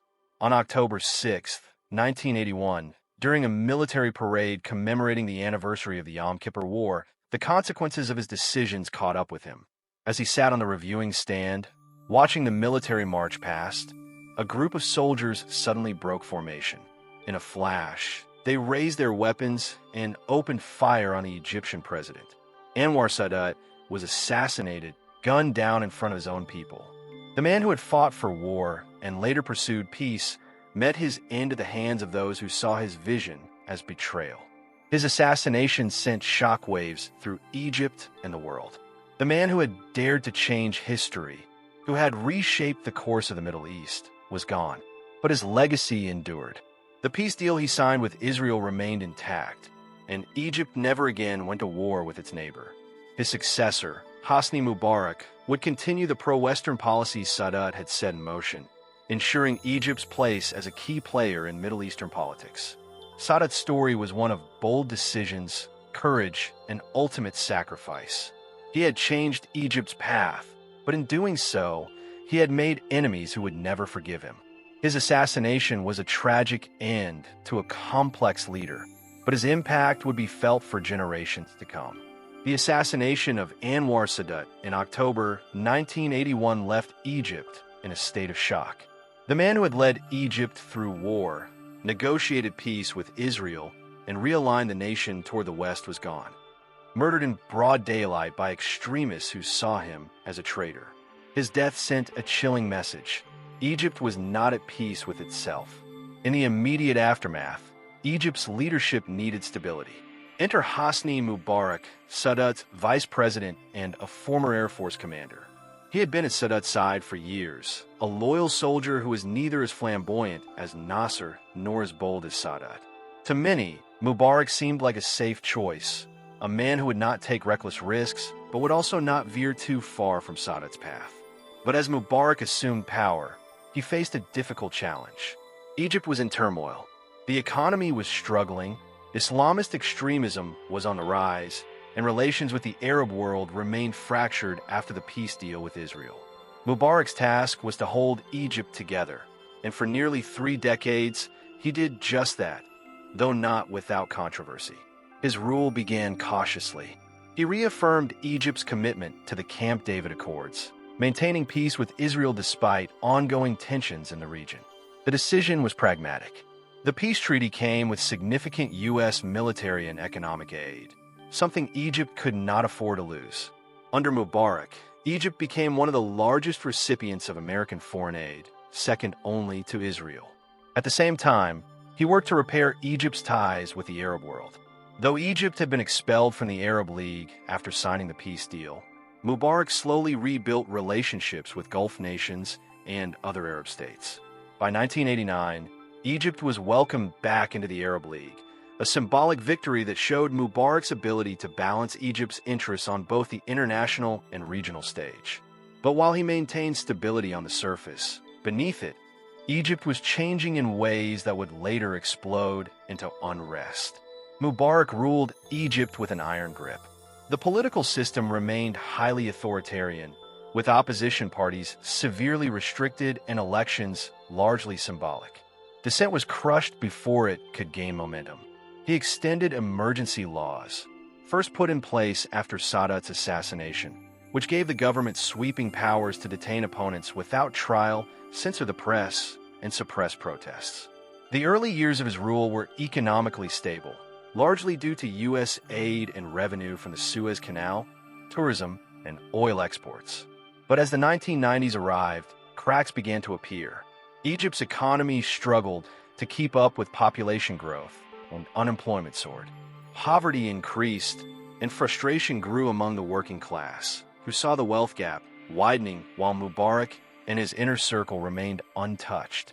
Meanwhile, Islamist extremism, which had already claimed Sadat's life, continued to threaten the regime. In the 1990s, militant groups like Al-Ghama'eh, Al-Islamiyah launched a campaign of terror, targeting government officials, security forces, and even tourists. In 1997, militants carried out the Luxor massacre, killing 62 people, most of them foreign tourists. The attack was devastating, not just in terms of loss of life, but for Egypt's tourism industry, which was a crucial part of the economy. Mubarak responded with brutal crackdowns. Thousands of suspected extremists were arrested, tortured, and imprisoned without trial. His security forces became infamous for their ruthlessness, and while they managed to suppress militant groups, the heavy-handed tactics alienated ordinary Egyptians. The state's repressive approach created a growing resentment, particularly among young Egyptians, who saw no future for themselves under Mubarak's rule. Despite the rising discontent, Mubarak remained in power, winning re-elections unopposed. By the early 2000s, it became clear that his rule was not going to end anytime soon. He had survived assassination attempts, economic crises, and regional conflicts. But there was one thing he could not escape: the changing world around him. By the late 2000s, the digital revolution had begun reshaping societies. Satellite television, mobile phones, and the internet gave ordinary citizens access to uncensored information. Egyptians could now see how their leaders lived in luxury, while many of them struggled with poverty. Corruption was rampant, and Mubarak's inner circle controlled vast amounts of wealth, while everyday people suffered. The final straw came in 2010, when a young Egyptian man named Khaled Said was beaten to death by police in Alexandria. His death, and the horrific images of his battered face, spread rapidly on the internet, sparking a wave of anger. A Facebook page titled, "We Are All Khaled Said" became a rallying point for young Egyptians, exposing the brutality of the regime. Then, in January 2011, the world watched as the people of Tunisia overthrew their own dictator, Zine El Abidine Ben Ali, in what became known as the Arab Spring. It was a historic moment, proof that an oppressive ruler could be brought down by mass protests. In Egypt, activists saw their chance. On January 25, 2011, tens of thousands of Egyptians flooded Tahrir Square in Cairo, demanding Mubarak's resignation. What began as a protest turned into a full-blown revolution. The streets filled with millions of Egyptians, chanting for freedom, dignity, and the end of corruption. The regime responded with violence. Security forces fired tear gas, rubber bullets, and live ammunition into the crowds. But the protests did not stop. Instead, they grew even larger. Mubarak tried to make concessions, promising reforms and not to run for re-election in 2012. But it was too late. The people no longer trusted him. After 18 days of protests, with pressure from both the military and international allies, Mubarak stepped down on February 11, 2011. For the first time in 30 years, Egypt was without Mubarak. The dictator who had once seemed unshakable had been forced out by the power of the people. But while his resignation marked the end of an era, it was only the beginning of Egypt's next great struggle. What would come next? Who would rule Egypt? And would the revolution truly bring democracy, or would it plunge the country into chaos?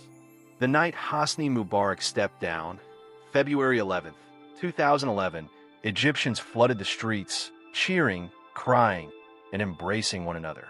Tahrir Square, the heart of the revolution, became a sea of celebration. For the first time in decades, hope filled the air. People believed they had reclaimed their country from authoritarian rule. They had defied the odds, toppled a dictator, and now Egypt stood at a crossroads.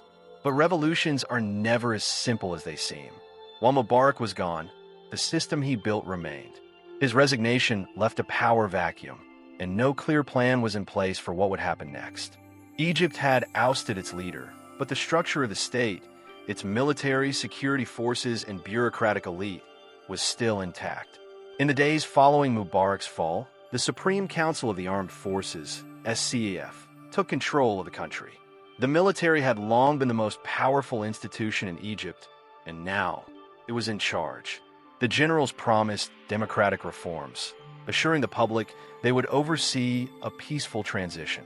But many Egyptians remained skeptical.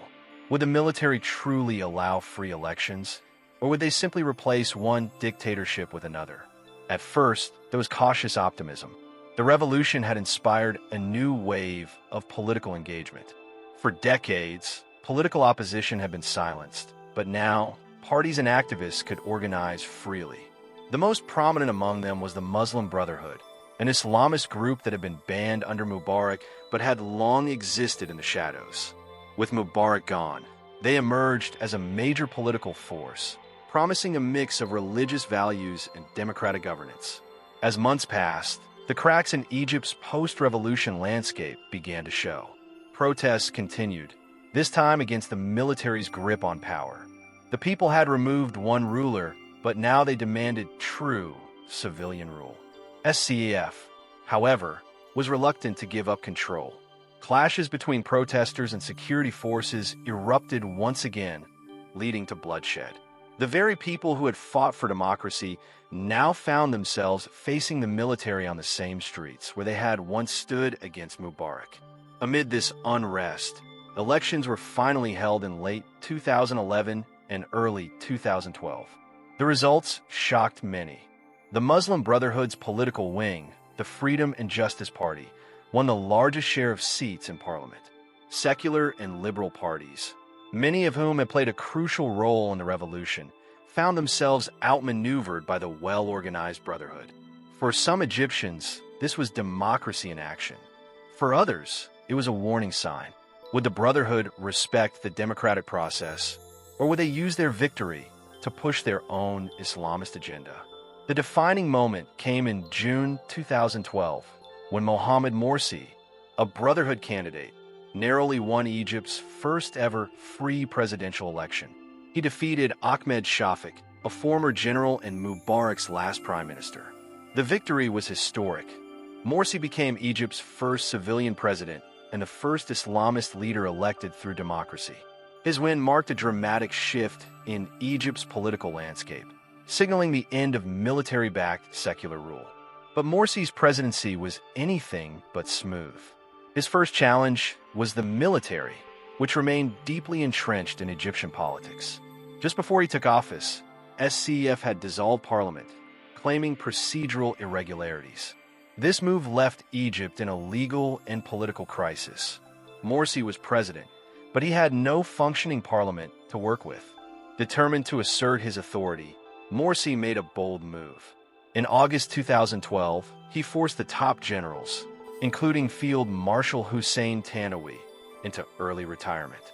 This was seen as a dramatic step toward civilian control over the military, something unheard of in Egypt's modern history. For a moment, it seemed that Morsi was breaking free from military influence. But while he had won that battle, his next challenge was even greater, governing a deeply divided nation. Many Egyptians who had supported the revolution now turned against him. The secular and liberal groups that had once fought alongside the Brotherhood began to fear that Morsi was trying to consolidate power for himself.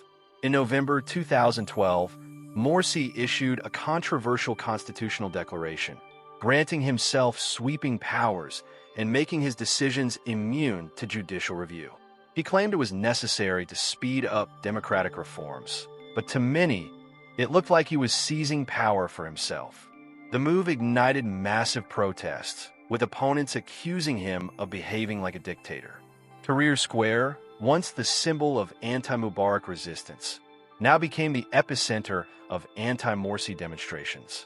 The situation worsened as Egypt's economy crumbled. Foreign investment dried up, tourism plummeted, and unemployment soared. The very people who had taken to the streets for a better future now found themselves struggling even more. By mid-2013, Egypt was on the brink of collapse. A new movement called Tamarod Rebellion emerged, gathering millions of signatures demanding Morsi's resignation. On June 30th, 2013, the largest protests in Egypt's history erupted, with millions taking to the streets, calling for Morsi to step down. The army, sensing the scale of the opposition, gave Morsi an ultimatum: resolve the crisis, or they would intervene. Morsi refused to step down. On July 3, 2013, the military, led by General Abdel Fattah El-Sisi, removed Morsi from power, placing him under arrest. The coup was celebrated by many Egyptians who saw it as the end of brotherhood rule. But for others, it was a betrayal of democracy. Morsi had been Egypt's first freely elected leader, and now he was overthrown by the very military that had promised democracy. What followed was a brutal crackdown. The military declared the Brotherhood a terrorist organization, arresting thousands of its members. In August 2013, security forces raided pro-Morsi protest camps, killing hundreds of demonstrators in what became known as the Rabba Massacre. Egypt had come full circle. Once again, a strongman was in charge, and dissent was crushed with deadly force. El-Sisi soon formalized his grip on power. In 2014, he was elected president in a landslide victory, though many viewed the election as heavily manipulated. Under his rule, Egypt saw the return of military dominance, with tighter control over the press, widespread arrests of activists, and a crackdown on any form of opposition. The dream of the 2011 revolution had faded. Egyptians who once chanted for freedom now found themselves living under yet another authoritarian regime. The military was back in full control, and democracy remained an elusive dream. But the question remains, was the revolution a failure, or was it simply the beginning of a longer struggle? Egypt's history has shown that no ruler lasts forever. From the pharaohs to modern-day leaders, power in Egypt is never permanent. The fight for democracy may have suffered a setback, but the spirit of the revolution still lingers.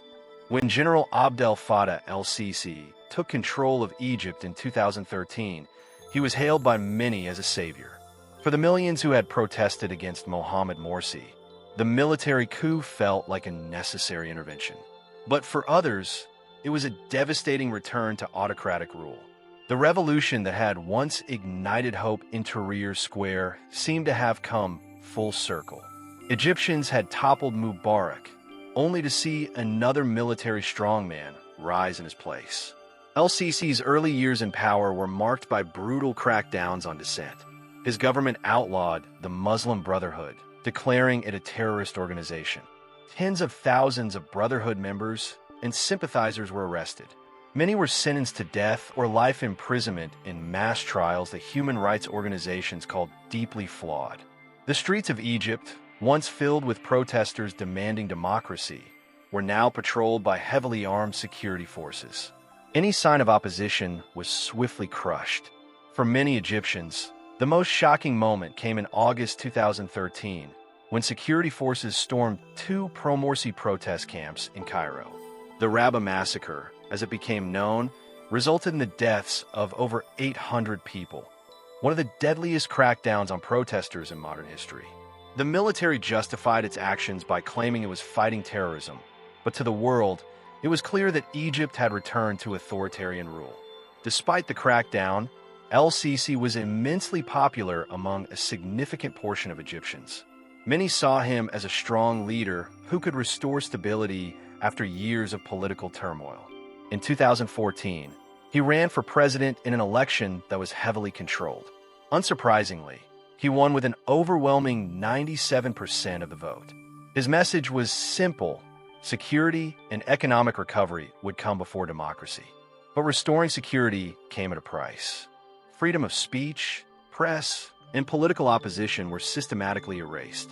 The government tightened its grip on the media, arresting journalists and shutting down independent news outlets. Social media users who criticized the government found themselves jailed for spreading false information. Activists, bloggers, and opposition leaders disappeared into Egypt's vast prison system, often without trial. The very revolutionaries who had once toppled Mubarak were now either in exile, in jail, or silenced by fear. As El-Sisi consolidated power, he turned his attention to the economy, promising ambitious megaprojects to revive growth. His most high-profile initiative was the expansion of the Suez Canal, a project that was hailed as a symbol of national pride. The government claimed it would double Egypt's shipping revenue, but many economists questioned whether it would truly benefit the struggling economy. At the same time, El-Sisi launched a series of massive infrastructure projects, including the construction of a new administrative capital outside Cairo. The project was marketed as a modern city that would symbolize Egypt's future, with skyscrapers, luxury housing, and government offices. But for many Egyptians, it was a stark contrast to their daily struggles with poverty, inflation, and unemployment.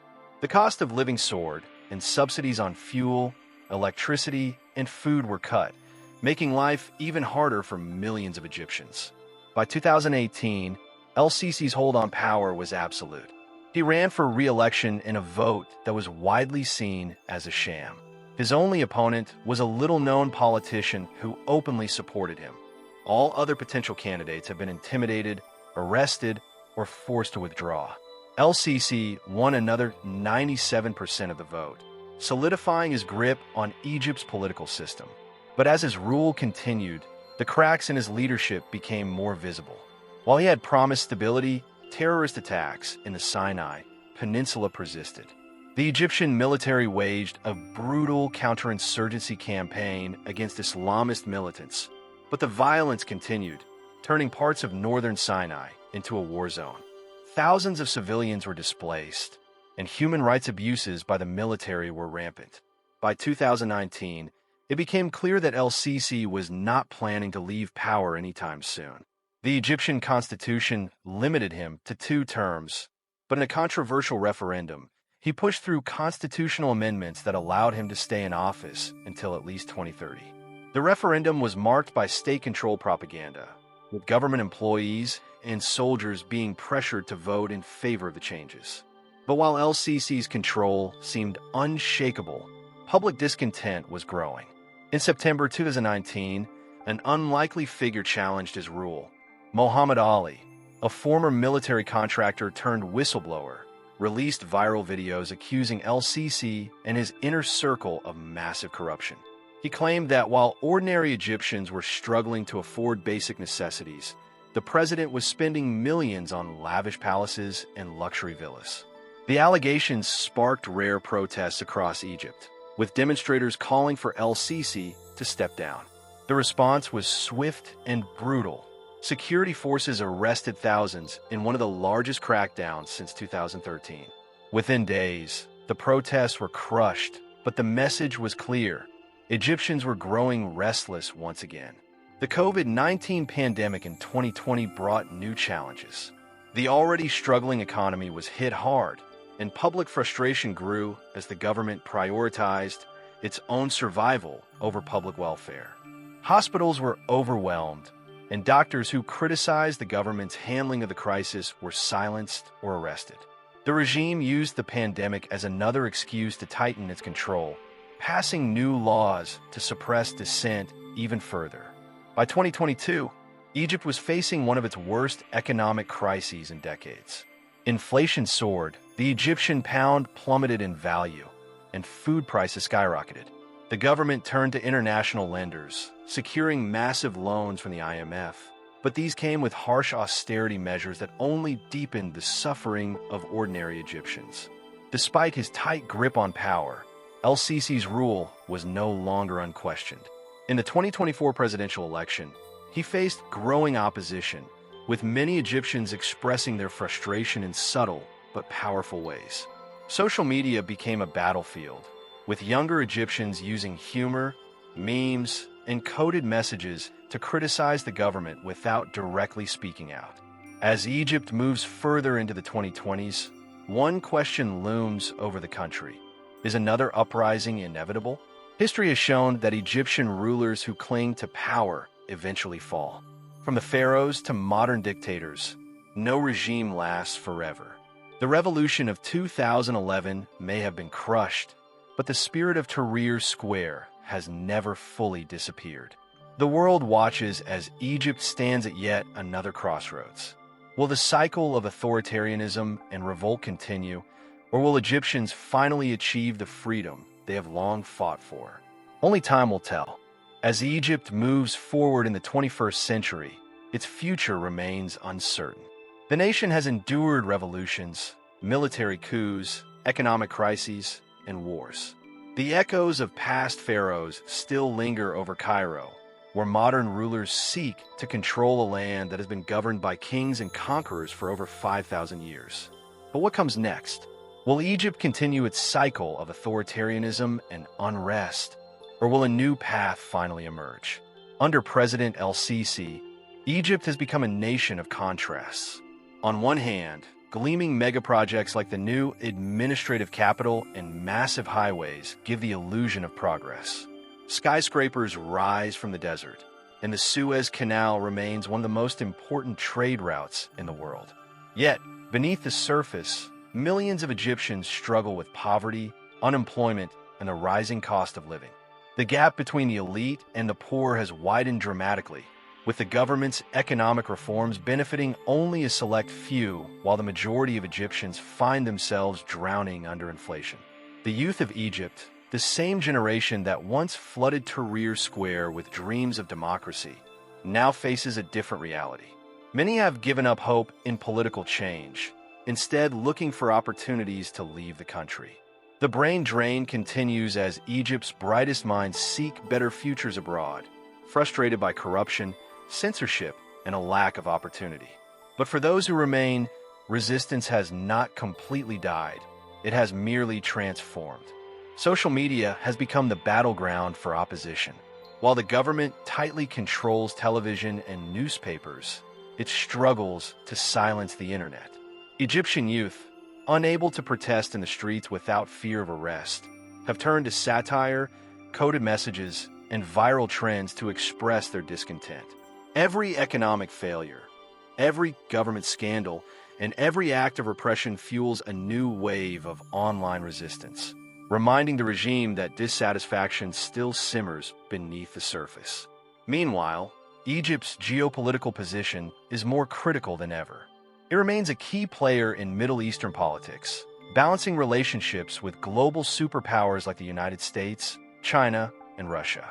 The country also plays a crucial role in regional conflicts, from the ongoing tensions in Libya and Sudan to its complex relationship with Israel and the Palestinian territories. The Nile River, Egypt's lifeline, is at the center of an escalating dispute with Ethiopia over the Grand Renaissance Dam. With water scarcity becoming a growing concern, the battle for control over the Nile could shape Egypt's future as much as any political uprising. Yet, history has shown that Egypt is a nation of survivors. It has endured invasions, dynastic struggles, and colonial rule, always emerging from the chaos with a new identity. Whether under pharaohs, sultans, colonial rulers, or military leaders, Egypt has always adapted. The question now is whether it will embrace a future of reform, openness, and democracy, or if it will remain trapped in the cycle of authoritarianism and upheaval. For now, the country stands at another crossroads. A new revolution may not happen tomorrow, nor next year, but as long as economic hardships continue and political freedoms remain suppressed, the possibility of change will never disappear. Egypt's story is far from over. It is a nation built on the ruins of empires, where history does not just repeat itself, it reinvents itself. And whatever happens next, the world will be watching.